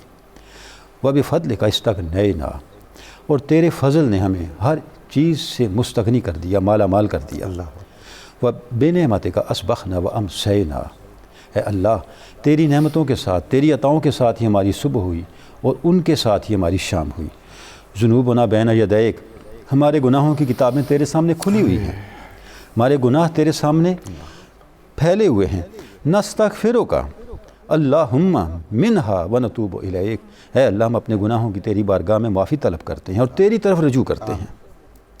تتحبب الینا بالنعم، اے اللہ تو اپنی نعمتوں کے ساتھ ہم پہ اپنی محبتیں نشاور کرتا ہے۔ ونعارضک بالذنوب، اور ہماری غفلتوں کا یہ عالم کہ ہم تیرا سامنا گناہوں کے ساتھ کرتے ہیں۔ خیرک الینا نازل، اے اللہ تیری خیر، تیرا کرم، تیری عطائیں ہم پہ نازل ہو رہی ہیں۔ وشرنا الیک صاعد، اور ہماری طرف سے گناہ بلند ہو کر تیری بارگاہ میں پہنچ رہے ہیں۔ ولم یزل ولا یزال ملک کریم، اے اللہ تیری عظیم عزت والی بادشاہی کو کبھی زوال نہیں آنا۔ یاتی کا انا بے عمل کبیح، ہماری طرف سے تیری بارگاہ میں برے اعمال پہنچ رہے ہیں۔ فلا یمنعک ذالک من ان تحوطنا بنعمتک، اس کے باوجود اے اللہ تو اپنی ان عطاؤں کو ہم سے نہیں روکتا جنہوں نے ہمارا احاطہ کیا ہوا ہے، جنہوں نے ہمیں ڈھانپا ہوا ہے۔ وتتفضل علینا بآلائک، اے اللہ تو اپنے انعام و اکرام سے ہم پر اپنا فضل فرما رہا ہے۔ فسبحانک، تو پاک ہے، ما احلمک، تو کتنا حلیم ہے، واعظمک، تو کتنا عظیم ہے، واکرمک، اور تو کتنی بلند عزتوں اور شانوں والا ہے۔ مبدیاً، تو ہی ابتدا کرنے والا ہے، وہ معیداً، اور تو ہی لوٹانے والا ہے۔ تقدست اسماؤک، اے اللہ تیرے نام کتنے پاک ہیں۔ وہ جل ثناؤک، اور تیری شان کتنی بلند ہے۔ وکرم ثناؤک، ثنائک وفعالک، اور تیری صنعتیں اور تیرے کام کتنی عزتوں والے ہیں۔ انت الہی اوسع فضلا، ہے ہمارے اللہ تیرا فضل بہت وسیع ہے۔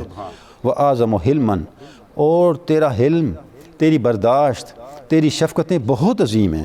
من انتقا یسنی بفعلی وخطیئتی، ایسا نہیں ہے کہ تو اپنے فضل کو چھوڑ کے ہمارے ساتھ میرے ساتھ میری غلطیوں اور میرے افعال کے مطابق اندازہ کر کے معاملہ کرے۔ سبحان اللہ۔ فالعفو العفو العفو، اے اللہ تجھ سے معافی طلب کرتے ہیں، تجھ سے معافی طلب کرتے ہیں، تجھ سے معافی طلب کرتے ہیں۔ سیدی سیدی سیدی، ہے ہمارے آقا، ہے ہمارے مولا، ہے ہمارے مولا۔ اللہم اشغلنا بذکرک، اے اللہ ہمیں اپنی یاد میں مشغول فرما۔ واعذنا من سخطک، اے اللہ ہمیں اپنی ناراضی سے اپنی پناہ میں رکھ۔ واجرنا من عذابک، اے اللہ ہمیں اپنے عذاب سے پناہ عطا کر۔ وارزقنا من مواہبک، اور اپنی عطائیں عطا فرما۔ وانعم علینا من فضلک، ہم پر اپنا فضل فرما۔ وارزقنا حج بیتک، ہمیں اپنے مبارک گھر کے حج کی توفیق عطا فرما۔ وزیارت قبر نبی کا، اور اپنے نبی کریم صلی اللہ علیہ وآلہ وسلم کی قبر مبارک کی زیارت عطا فرما۔ صلواتک و رحمتک و مغفرتک و رضوانک علیہ، تیری صلوات، تیری رحمتیں، تیری مغفرت، تیری رضا حضور اکرم صلی اللہ علیہ وآلہ وسلم پر، وعلی اہل بیتہ و صحبہ، آپ کے اہل بیت پر، آپ کے اصحاب پر۔ انک قریب مجیب، تو قریب بھی ہے، تو جواب دینے والا ہے، سننے والا ہے۔ ورزقنا عملا بطاعتک، ہے اللہ ہمیں اپنی اطاعت والا عمل کرنے کی توفیق عطا فرما۔ وتوفنا علی ملتک، اور اپنے حبیب پاک صلی اللہ علیہ وسلم کے طریقے پہ ہمیں موت عطا کر۔ وسنت نبیک، اور اپنے حبیب پاک صلی اللہ علیہ وآلہ وسلم کی سنت پر موت عطا کر، صلی اللہ علیہ وآلہ وصحبہ۔ حاضرین گرامی، ناظرین کرام، آپ نے دیکھا کہ اس دعا میں ہمیں ایک ایک لفظ پہ اگر ہم غور کریں، ہر کلمہ، ہر لفظ ہمیں حضور اکرم صلی اللہ علیہ وآلہ وسلم کی کسی دعا کے پاس لے جاتا ہے، قرآن مجید کی کسی آیت میں لے جاتا ہے۔ آغاز جہاں سے فرما رہے ہیں، یا غفار بے نور کا اہتدینا، اللہ رب العزت نے ارشاد فرمایا، اللہ نور السماوات والارض، اللہ آسمانوں اور زمین کا نور ہے، نور علی نور یہدی اللہ لنورہ من یشاء، اللہ رب العزت اپنے نور کے ذریعے سے اور اپنے نور کی طرف جسے چاہے ہدایت عطا فرماتا ہے۔ یعنی یہ جو بنیادی فکر ہے قرآن مجید، جو ذہنی رویہ پیدا کرنا چاہتا ہے، جو اپروچ ہماری شخصیت کے اندر پیدا کرنا چاہتا ہے، وہ رویہ، وہ اپروچ اور وہ احساس بندگی، وہ تعلق بندگی ہمیں اس دعا کے آغاز میں نظر آ رہا ہے۔ اور پورا استغفار اس کے اندر جس انداز سے آپ اللہ رب العزت کی بارگاہ میں استغفار فرما رہے ہیں اس مقصد کو ہمارے سامنے لے آتا ہے کہ استغفار کا مقصد کیا ہے.